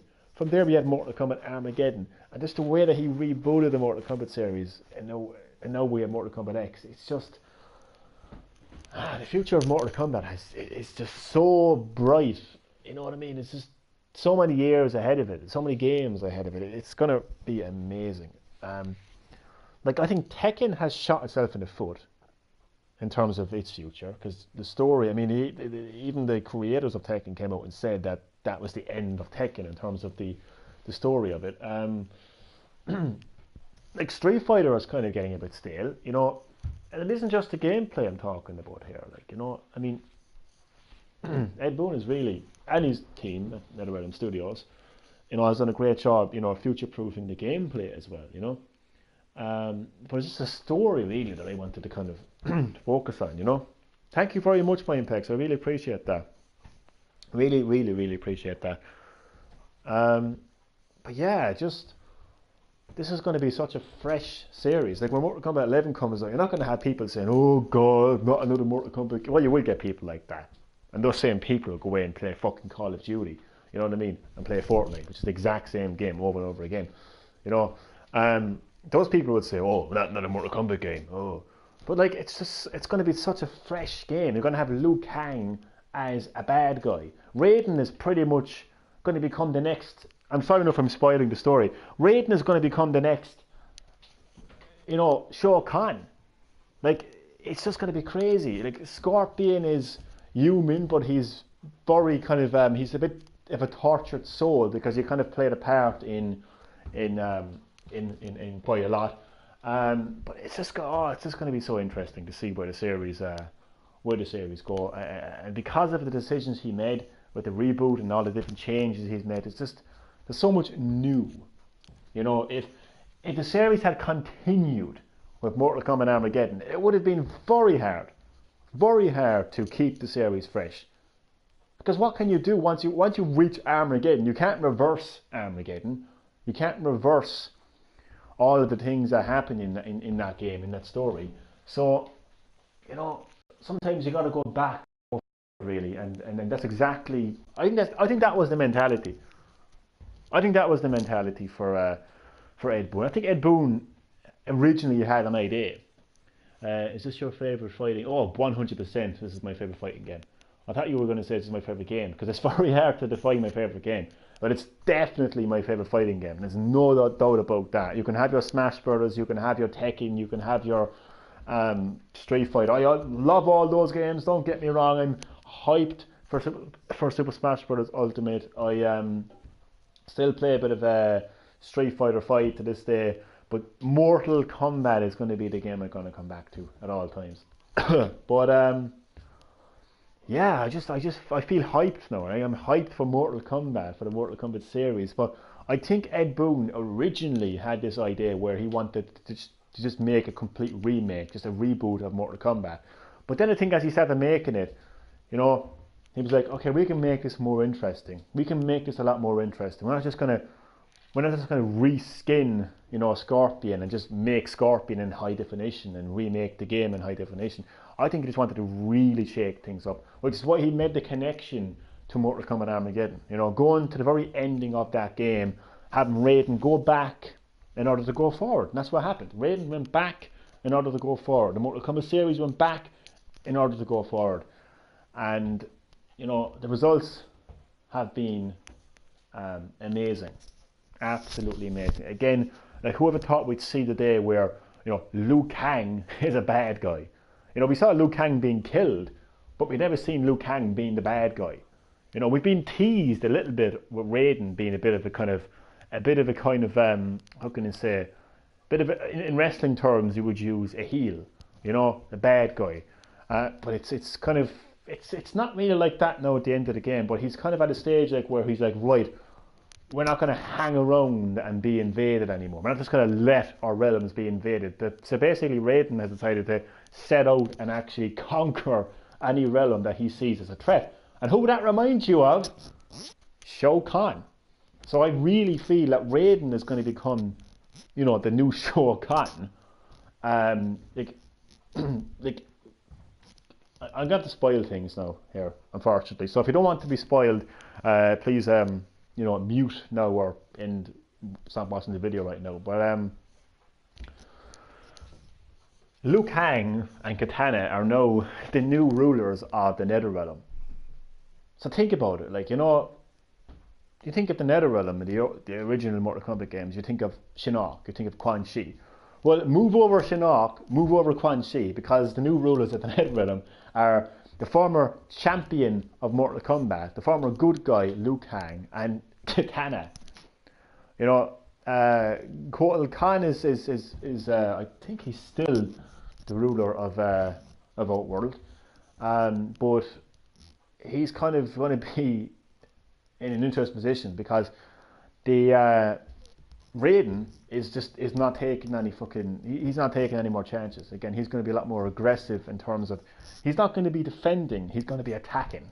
You know, so he's going to be more of an offensive kind of type, you know, god as opposed to a defensive god. You know, so he's going to be a vengeful god, really, is Raiden.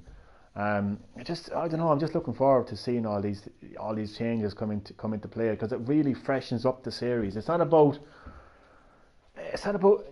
a combination of both, really. It is continuing on with the story, because you get to see, Liu Kang, or you get to see Jax's daughter, you get to see Kenshi's son. You get to see all this kind of happening, but you just get to see a completely different side. You don't get to see like Liu Kang, retiring as this old, martial art master teaching the next generation. No, like you get to see Liu Kang as the leader of the Netherrealm, and I feel like I could just go on and talk about this for the whole night, but unfortunately I cannot. I have to have some food in my belly, and I've got to, would you believe I literally have to go to bed in 3 hours time? That just does not make any sense. 8, 9, 10, 11, yeah, 3 hours time, holy shit.